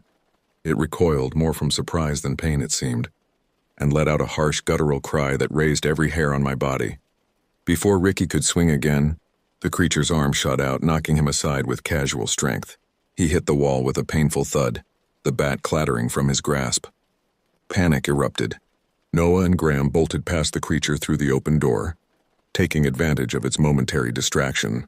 The rest of us remained frozen, trapped between the wall and the advancing intruder. Just as it took another step toward us, bright lights flooded the clearing outside, accompanied by shouting voices. The creature whipped around, hissing loudly at this new threat. Through the doorway, I could see ranger vehicles, their spotlights illuminating the area. Several uniformed figures approached, weapons drawn. The creature hesitated only briefly before retreating through the door, moving with that distinctive loping run. Gunshots rang out, followed by more shouting and the crashing sound of something large moving rapidly through underbrush. Minutes later, Rangers rushed into our cabin, checking for injuries and herding us outside to the relative safety of their vehicles. In the confusion, I glimpsed figures pursuing something into the woods, flashlight beams bouncing through the trees before disappearing into the darkness. We spent the remainder of the night in the mess hall, huddled together with campers from other cabins as rangers and local police secured the perimeter. Noah and Graham were found hiding in the bathhouse, shaken but unharmed. Ricky suffered a bruised shoulder, but nothing more serious. By dawn, a decision had been made. Camp Pinewood would close immediately. Parents were being contacted to collect their children as soon as possible. My mother arrived around noon on Monday, her face tight with worry as she emerged from her car. I ran to her, the relief of seeing her overwhelming after the previous night's terror. "Are you all right?" she demanded, holding me at arm's length to check for injuries. They wouldn't tell me exactly what happened, just that there was some kind of incident.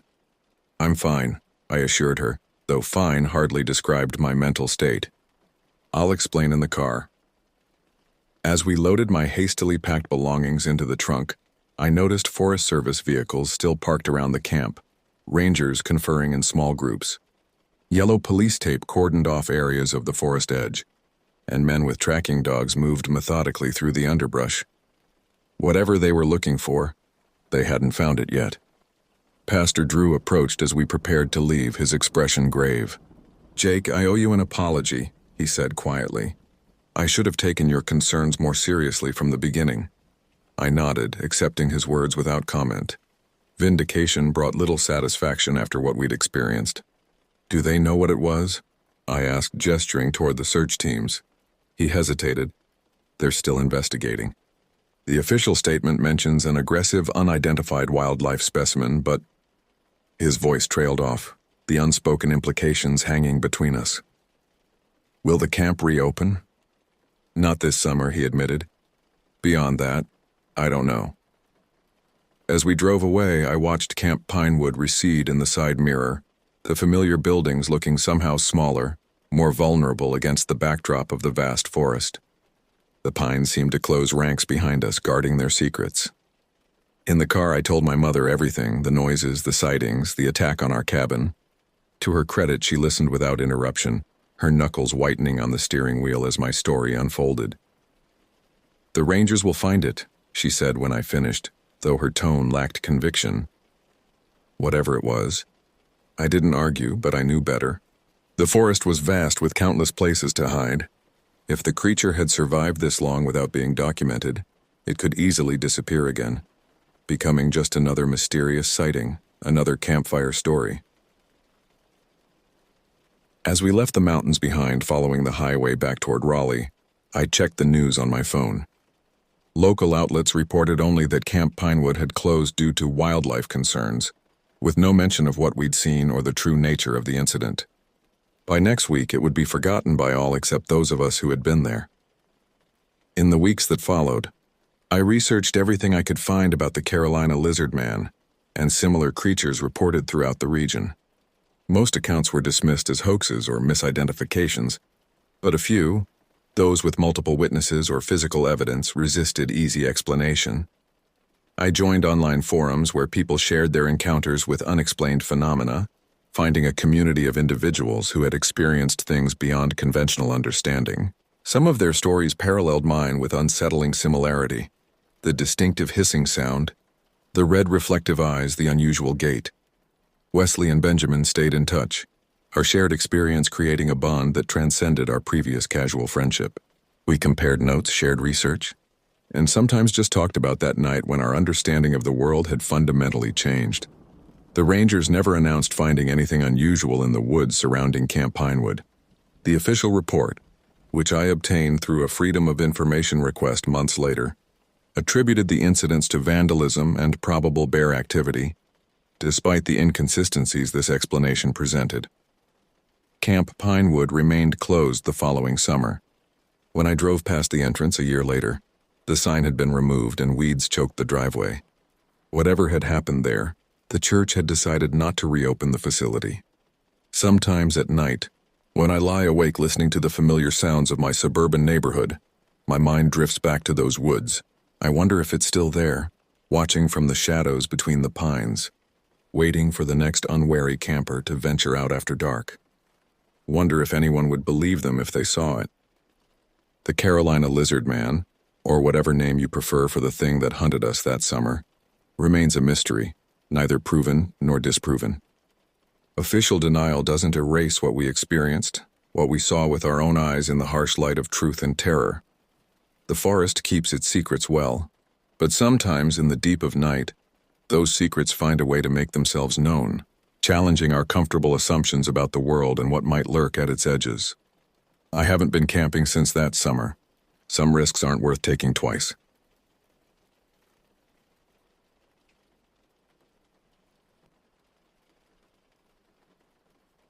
This is a true story. Every time I tell it, it pulls the eyes of everyone in the room.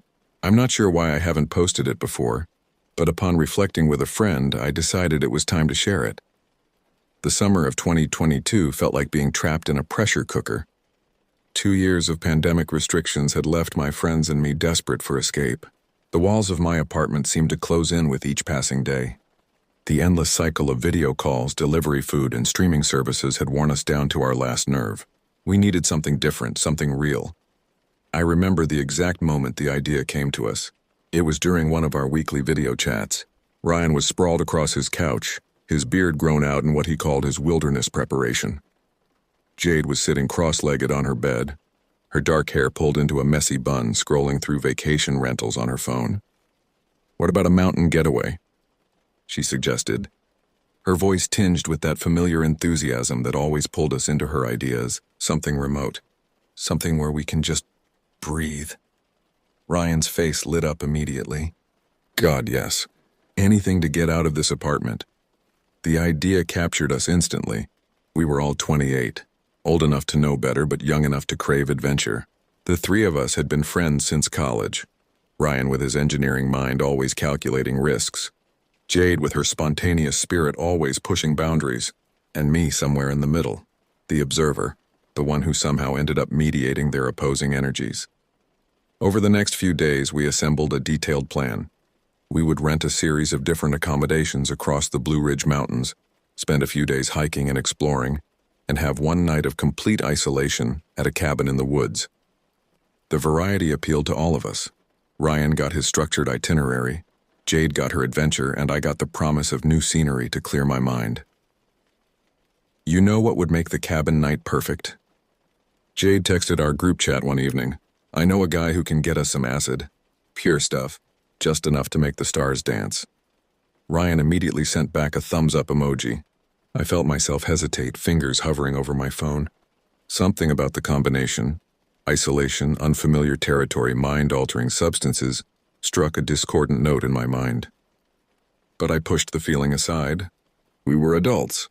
We'd done this before. It would be fine. The weeks leading up to the trip passed in a blur of preparation and anticipation. I bought new hiking boots, a compact first aid kit, and a heavy-duty flashlight. Ryan created spreadsheets of supplies and emergency contacts. Jade researched the best spots for sunrise views and swimming holes. As the departure day approached, my excitement was tempered by a growing unease that I couldn't explain. I dismissed it as anxiety from being homebound for so long, but the feeling persisted, settling in the pit of my stomach like a cold, heavy stone. The night before we left, I barely slept. My dreams were fragmented glimpses of dark forests and distant screams. I woke up exhausted, drenched in sweat despite the air conditioning running at full blast. Still, I packed my bags, loaded them into my car, and drove to pick up Ryan and Jade. Ready for the best week of 2022? Jade asked as she threw her backpack into my trunk. Her smile was infectious, her energy boundless. Ryan climbed into the back seat, already checking his phone for our route. All set, I replied, forcing enthusiasm into my voice. Let's get out of here. The first few days of our trip went exactly as planned. We stayed at a charming bed and breakfast in a small mountain town, hiked to waterfalls, ate at local restaurants, and felt the tension of the past 2 years begin to melt away. I almost forgot about my unease, almost. On the 4th day, we packed up for our one night of true isolation. The cabin beside the fire tower was the cheapest accommodation of our trip, but Jade insisted it would be the highlight. My parents rented a fire tower once, she explained as we loaded up the car. They said it was the most incredible experience. Total seclusion. Stars like you wouldn't believe.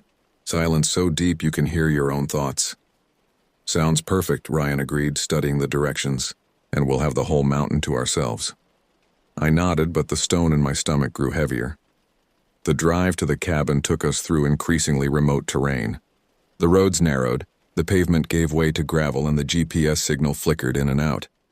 Pine forests pressed close to the roadside, their shadows stretching across our path as the afternoon light began to fade. How much further? Jade asked, leaning forward between the front seats to peer at the road ahead. Ryan checked his phone. About 15 miles, but the last bit is pretty steep. Should take us another 30 minutes or so. Jade reached into her bag and pulled out a small plastic envelope. Perfect timing. I've got everything we need for tonight right here. I glanced over and saw the sheet of acid tabs. There were far more than the 3 of us could possibly use. Enough for a small party. The sight of it triggered something in me. A wave of dread so intense I had to tighten my grip on the steering wheel to keep my hands from shaking.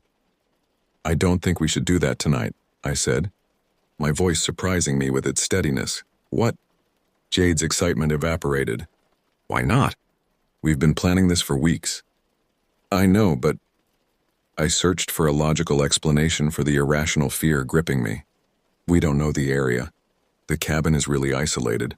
What if something goes wrong? Nothing's going to go wrong, Ryan said, but I could hear the uncertainty creeping into his voice. We've done this before. Not here, I insisted. Not in the middle of nowhere with no one around for miles. Jade crossed her arms. This is literally the perfect setting. That's the whole point.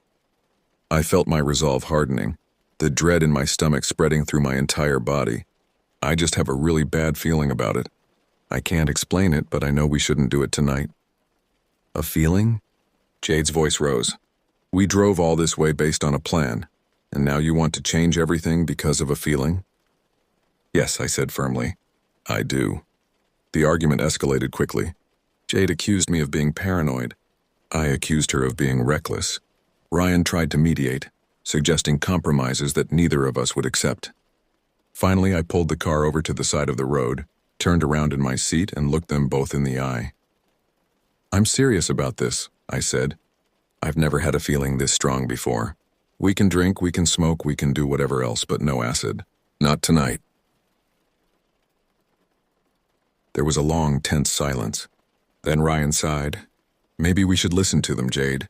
We can always do it another time. Jade stared out the window, jaw clenched. Fine, she said eventually. But you owe me for this. Big time. I nodded, relief washing over me. Thank you. We continued the drive in strained silence. The road became steeper, the forest denser, cell service disappeared entirely. By the time we reached the turnoff for the cabin, the tension had subsided somewhat, replaced by a collective awe at the remoteness of our destination. The road to the cabin was barely more than a dirt track, winding its way up the mountain in tight switchbacks. There were no guardrails, no reflective markers, just a narrow path carved into the mountainside with steep drops on one side. Jesus. Ryan caught himself. God, this is isolated. No kidding, Jade murmured, pressing her face against the window to look up at the trees towering over us. Not exactly the kind of place you can call for pizza delivery. I focused on navigating the treacherous road, but part of my mind was still grappling with the overwhelming sense that we were making a mistake. Even without the acid, something about this place felt wrong, but we had come too far to turn back now. We reached the cabin just as the sun was beginning to set. It sat in a small clearing at the peak of the mountain, a simple wooden structure with a metal roof and a small porch. Nearby stood the fire tower, its skeletal frame rising above the tree line like an industrial monument. The cabin itself was smaller than it had appeared in the online photos. A single room with 2 sets of bunk beds, a wood-burning stove, a small table with 4 chairs, and a basic kitchenette. The bathroom was an outhouse located about 20 yards behind the main structure. Cozy, Ryan commented as we unloaded our supplies. Rustic, Jade corrected, her earlier frustration giving way to renewed enthusiasm. This is authentic mountain living. No distractions, no interruptions, just us and nature. I nodded, trying to match their optimism while fighting the persistent knot of anxiety in my chest. The view was undeniably spectacular. From the cabin's porch, we could see for miles, rolling mountains covered in dense forest, valleys filled with mist, and a sky transitioning from blue to deep purple as night approached. We unpacked quickly, claiming our bunks and storing food in the small refrigerator that hummed loudly in the corner. Ryan set about gathering wood for the fire pit outside, while Jade arranged our supplies with uncharacteristic precision. So, she said, once we were settled, what's the plan for tonight if we're not tripping? I pulled out the wine coolers I'd packed. We can still have fun. I brought these, plus we have the board games and cards. And marshmallows for roasting, Ryan added, returning with an armful of firewood. Jade smiled, a genuine smile that eased some of my tension. Okay. Maybe this won't be so bad after all. We built a fire in the pit outside the cabin and sat around it as darkness fell completely. The night was clear, revealing a canopy of stars more vibrant than any of us had seen before. The Milky Way stretched across the sky like a river of light, and satellites moved in slow arcs against the backdrop of constellations. This is incredible, Ryan whispered, leaning back in his camp chair to take in the full expanse above us. Worth the trip just for this view. I had to agree. The beauty of the night sky was overwhelming, making our earlier argument seem petty and distant. We talked quietly, sharing stories and jokes, passing the wine coolers back and forth, and enjoying the simple pleasure of being somewhere new, somewhere far removed from our daily lives. As the night deepened, the forest around us came alive with sounds, the rustle of nocturnal creatures moving through underbrush, the occasional hoot of an owl, the constant chorus of insects. It should have been peaceful, but something about the soundscape kept me on edge. Each crack of a twig made me tense. Each distant call made me turn my head to search the darkness beyond our fire's glow. You're still jumpy, Jade observed, watching me scan the tree line for the 3rd time in as many minutes. Just not used to it, I replied. City living makes you forget what real darkness is like. Ryan checked his watch. It's getting late. Should we head inside? It's starting to get cold out here anyway. We doused the fire carefully, making sure every ember was extinguished before gathering our chairs and remaining supplies. The darkness that enveloped us once the fire was out was absolute, broken only by the beams of our flashlights and the distant sparkle of stars. Inside the cabin, we switched on the battery-powered lanterns we'd brought, casting a warm yellow glow over the simple interior. The temperature had indeed dropped, and we could see our breath forming small clouds in the air. "I'll get the stove going," Ryan offered, kneeling in front of the small metal wood stove and arranging kindling inside. Jade pulled the board game from her bag, an old favorite from our college days, and set it up on the table between the bunk beds. I reached for another wine cooler, hoping the slight buzz would help quiet the alarm bell still ringing in the back of my mind. As Ryan coaxed the stove to life and warmth began to spread through the cabin, I allowed myself to relax slightly. We were safe. We were together. My unexplained dread was just that, unexplained, irrational, meaningless. In that moment, I almost believed it. The board game loosened us up. We laughed at inside jokes. Competitive spirits emerged, and for a while, the strangeness of our surroundings faded into the background. The wine coolers weren't strong, but they took the edge off my anxiety, and I found myself enjoying the night despite my earlier misgivings. It was during Jade's turn, as she contemplated her next move with exaggerated concentration, that we heard it, the unmistakable sound of an engine in the distance, growing louder as it approached up the mountain road. "Someone's coming," Ryan said, stating the obvious as we all fell silent, listening to the vehicle's progress. The booking site did mention occasional visitors to the fire tower, Jade reminded us, but her voice had lost some of its confidence. We sat frozen, waiting as the sound grew closer until finally, headlights swept across the cabin windows. The engine cut off and car doors slammed shut. Ryan moved to the window and peered out cautiously. "It's a side-by-side," he reported. 3 kids, looks like. College age, maybe." I joined him at the window. 3 young men were making their way toward the fire tower carrying flashlights and what appeared to be a small cooler. They noticed us watching and raised their hands in a friendly wave. "Just some guys checking out the view," I said, relief washing over me. "Probably locals." We watched as they climbed the metal stairs of the fire tower, their voices carrying faintly across the clearing. Normal, excited conversation, punctuated by laughter. After about 20 minutes, they descended, returned to their vehicle, and drove away, the sound of their engine fading as they made their way back down the mountain. "See? Nothing sinister," Jade said, returning to the game. "Just some guys enjoying the night same as us."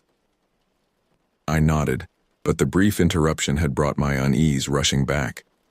The visitors had been completely normal, yet their appearance had reminded me of how vulnerable we were. 1 road in, 1 road out. No cell service, no neighbors. Just us in a tiny cabin on top of a mountain. We finished the game, Jade won as she usually did, and decided to call it a night. The stove had warmed the cabin nicely, but we knew it would burn out during the night, leaving us to wake to mountain morning chill.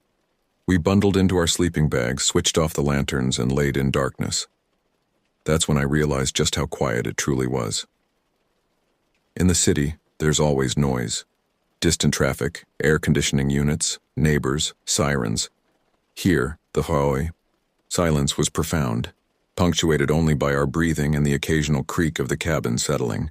I stared into the darkness, listening to Ryan and Jade falling asleep, their breathing becoming deeper and more rhythmic.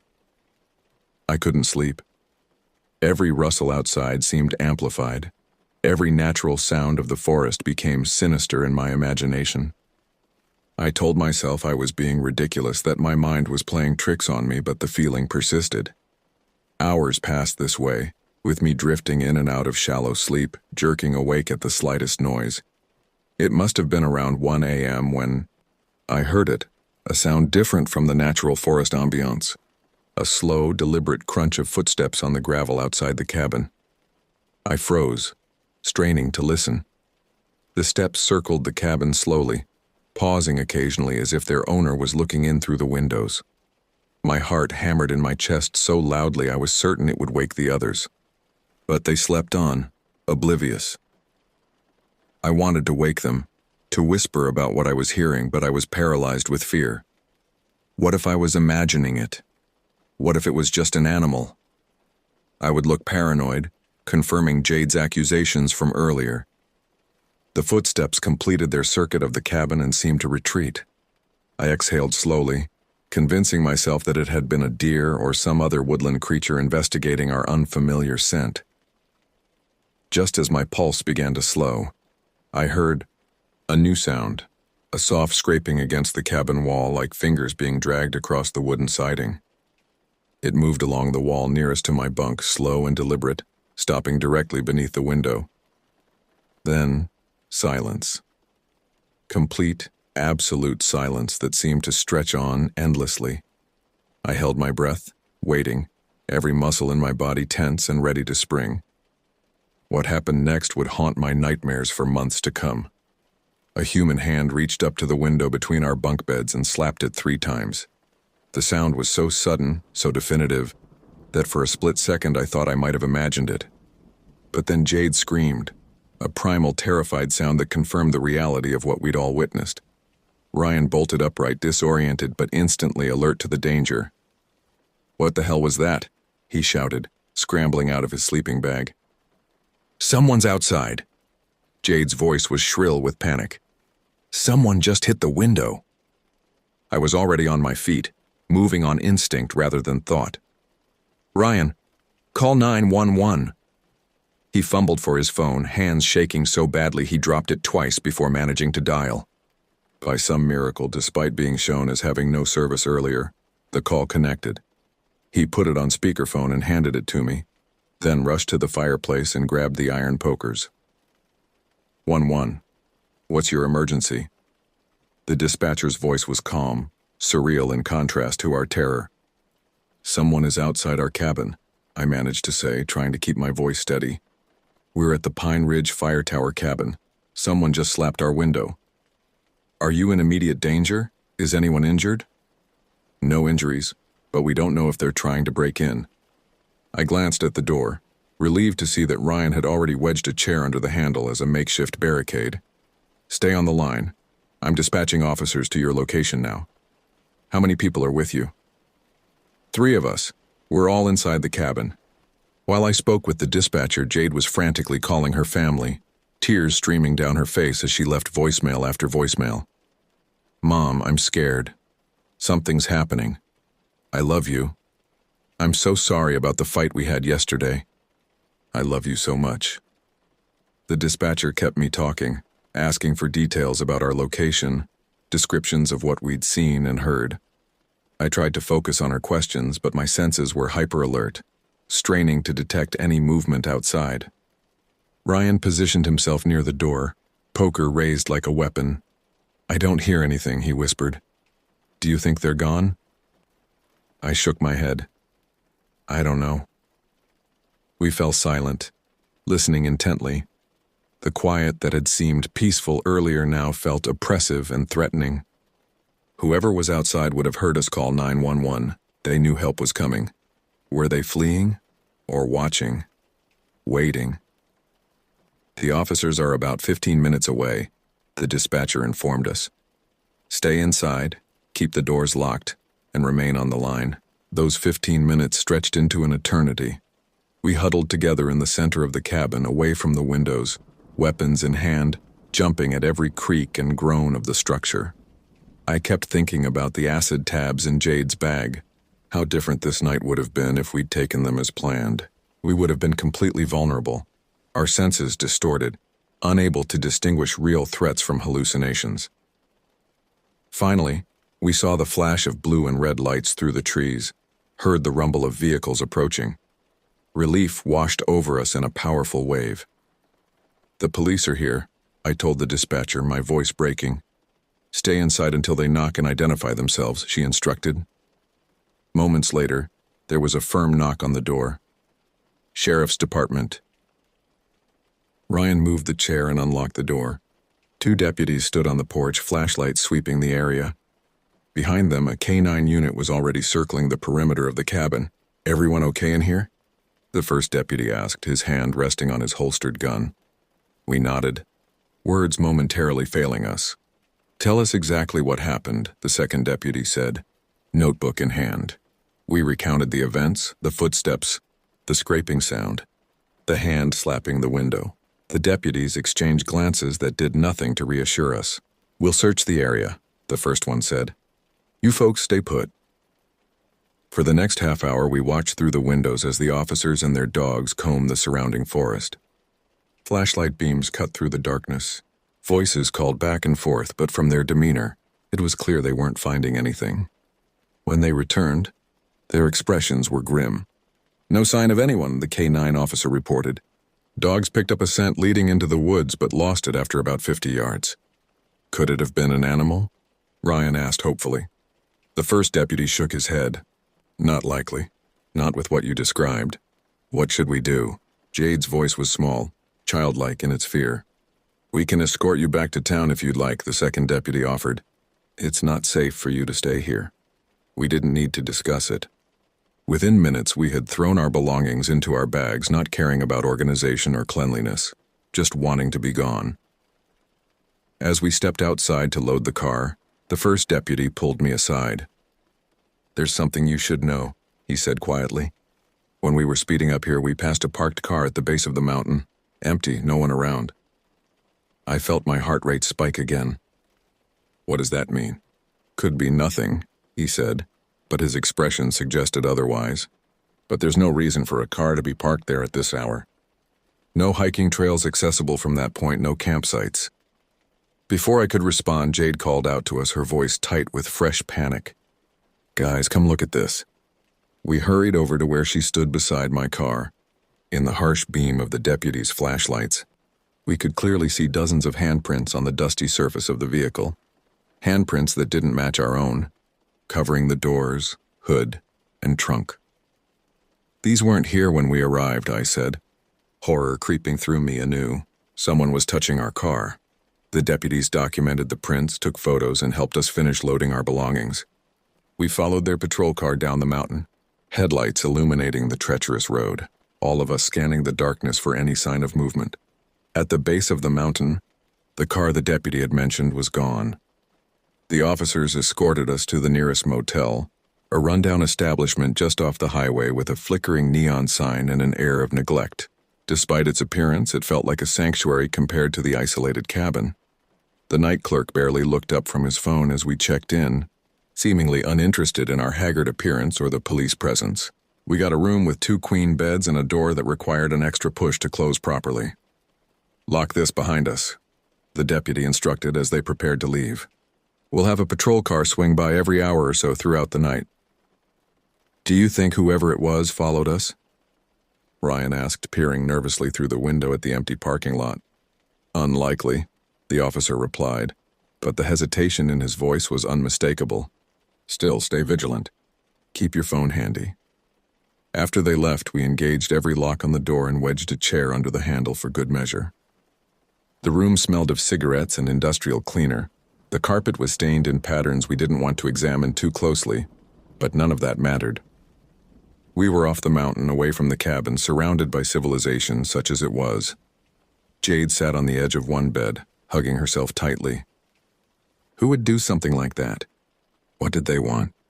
"Probably just kids trying to scare us," Ryan suggested without conviction. "Like those guys who visited the fire tower earlier." I shook my head. Those weren't the same people. The guys at the tower had a vehicle. They were open about their presence. Whoever was outside our cabin was trying to be stealthy, trying to frighten us. "Well, they succeeded," Jade said bitterly. She pulled out the sheet of acid tabs and stared at it. "You were right.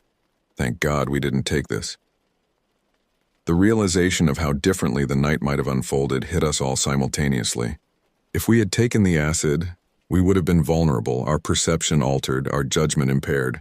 Would we have even called 911? Would we have been able to communicate clearly with the dispatcher? Would we have mistaken a real threat for a hallucination?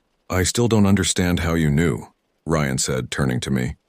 "That feeling you had, it was like a premonition or something. I couldn't explain it then, and I can't explain it now. Some primal instinct, some subconscious recognition of danger that I wasn't even fully aware of. Whatever it was, it had potentially saved us from a much worse fate." None of us slept that night. We took turns watching the door while the others tried to rest, but even in our exhaustion, true sleep eluded us. Every sound from the highway, every passing car, every creak of the old building kept us on high alert. Dawn came as a relief, gray light filtering through the cheap curtains, bringing with it a sense that we had survived whatever threat the night had held. Over a dismal continental breakfast in the motel's small lobby, we discussed our options. We had 3 more days planned for our trip, accommodations booked at other locations in the mountains. "I say we go home," Jade said firmly, pushing away a stale muffin. "I can't enjoy this anymore. I'll be looking over my shoulder the whole time." Ryan nodded in agreement. "Same, whatever happened up there. I don't want to risk anything like that again." I felt a mixture of disappointment and relief. The trip we had looked forward to for so long was ruined, but the thought of staying in the mountains even at different locations made my skin crawl. "Home it is," I agreed. "We can get back by tonight if we leave now." We packed our few belongings, checked out of the motel, and piled into my car. Before leaving town, we stopped at the sheriff's department to file a formal report. The day shift deputy took our statements with clinical efficiency, noting details but offering little in the way of explanations or reassurance. "We'll investigate," he promised, but I wouldn't expect much. No property damage, no assault, just trespassing and harassment. "We'll increase patrols around the fire tower for the next few weeks." His words were small comfort as we began the long drive home, each of us lost in our own thoughts, the silent weight of our experience hanging heavily in the car. The return to normalcy should have been comforting, but in many ways it only heightened my unease. The familiar streets of our city, the routine of daily life, the rhythms of work and social obligations, all of it felt somehow hollow, as if the experience on the mountain had altered my perception of safety in fundamental ways. We tried to move on. Ryan threw himself into work, putting in extra hours at the engineering firm. Jade became uncharacteristically cautious, installing new locks on her apartment door, setting up a security camera in her hallway. I found myself awake at odd hours, replaying the events in my mind, searching for explanations I knew I would never find. A week after our return, we met for dinner at our favorite restaurant, a small Italian place where the noise level made it easy to have private conversations. It was the first time we'd all been together since the trip.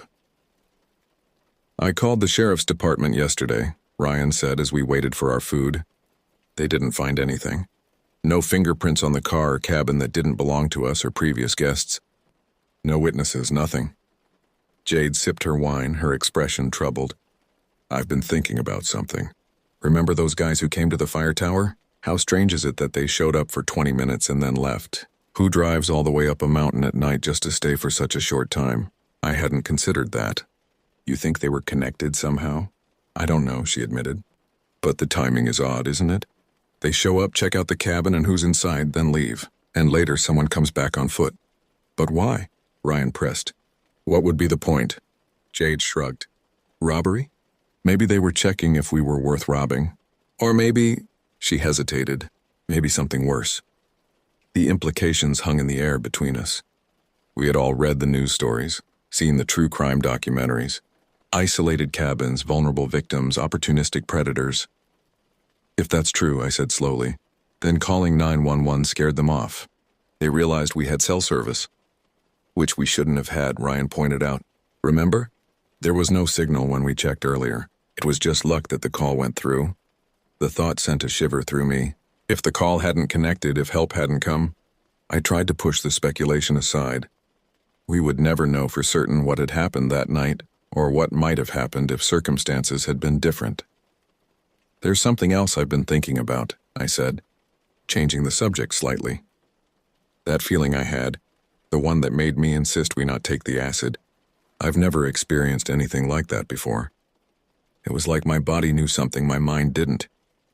"Intuition," Jade suggested, "or maybe you subconsciously picked up on something suspicious during the drive up." "Maybe," I conceded, though it didn't feel like the whole explanation. "Whatever it was, I'm grateful for it."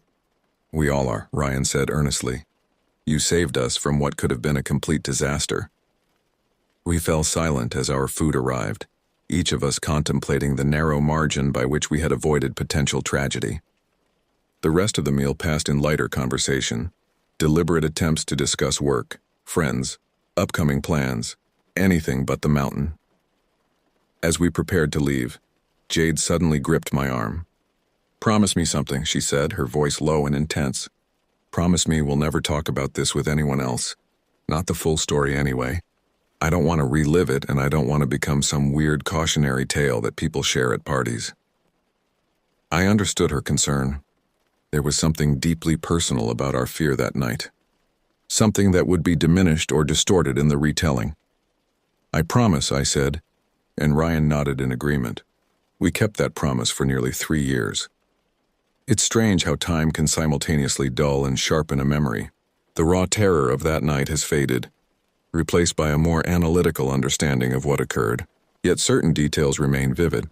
The slap of a hand against glass, the handprints on my car, the absolute darkness of the mountain forest. I'm breaking our promise now, sharing this story publicly for the first time, because I believe there's value in the telling, not as a sensationalized account of a near miss with danger, but as a testament to the importance of trusting one's instincts, of listening to that quiet voice that sometimes whispers warnings we can't rationally explain. Ryan, Jade and I have discussed this decision at length. We've agreed that enough time has passed, that the specifics have been changed sufficiently to protect our privacy, and that perhaps our experience might help someone else recognize and heed their own internal alarms. We never returned to the mountains.